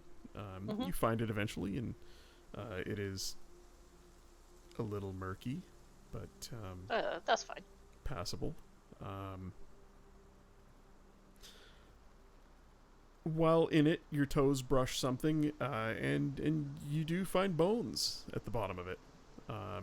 Long since decomposed. Not anybody fresh. Probably not anybody you knew. But a little morbid.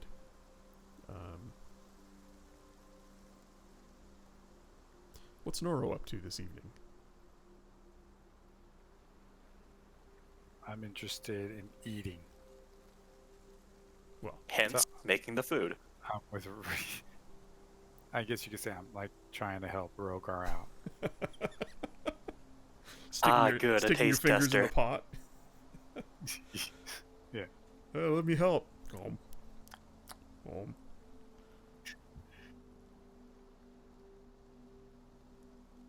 Evening turns to night. You eventually all find a place to bed down. I'm gonna assume you're gonna find like an unused part of the castle, or one of the tower chambers that's not really used. Yeah. And maybe camp as a party there so you can watch each other's backs. Yeah. I would like to stick together. So you treat it like any other night on the road, and just have someone stand watch. The night deepens, and your watches go relatively without any incident. You do hear in the middle of the night, Lunalia, I guess, with your passive perception, you would hear again something off in the far distance swoop, and the sound of great wings beating again off into the distance. And I think that's where we can end tonight. I don't have a lot more planned, and would like to prep a little bit for Madrick showing back up. If y'all are okay with that. Yeah, I mean, we're approaching 9. Okay. Is there anything anybody wants to do before we wrap up? Any questions? Any conversation? Not that I can think of. No. I'm tending to my hot tea that was spilled on me. You're fine, you big babby. It wasn't boiling tea, it was just hot. Yeah.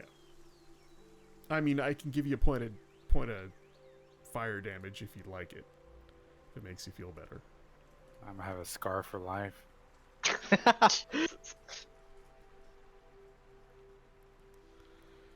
Alrighty, well, that's it for us. I'm gonna stop the stream. Thanks everybody for coming. Yeah, dude. Thank you. Yeah, thanks.